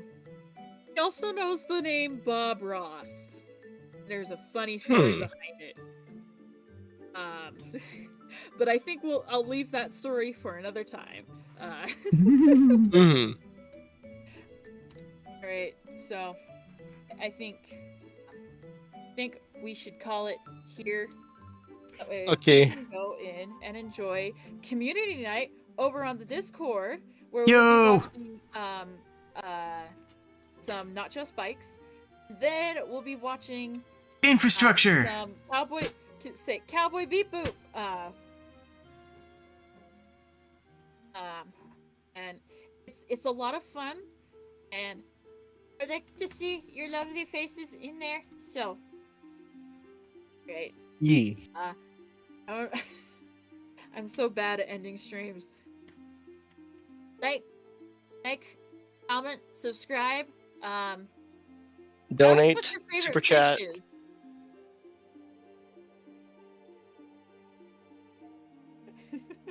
I don't know, what is someone's favorite fish? Interesting question.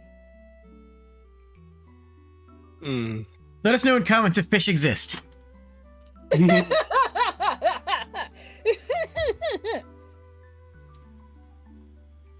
Great. Thank everyone who came. Cheers, Thank everyone who friends. watches in Thank the you for all future. coming. Ba, ba, ba, ba, ba, ba, ba. Ah. Bye-bye. That's not the right button.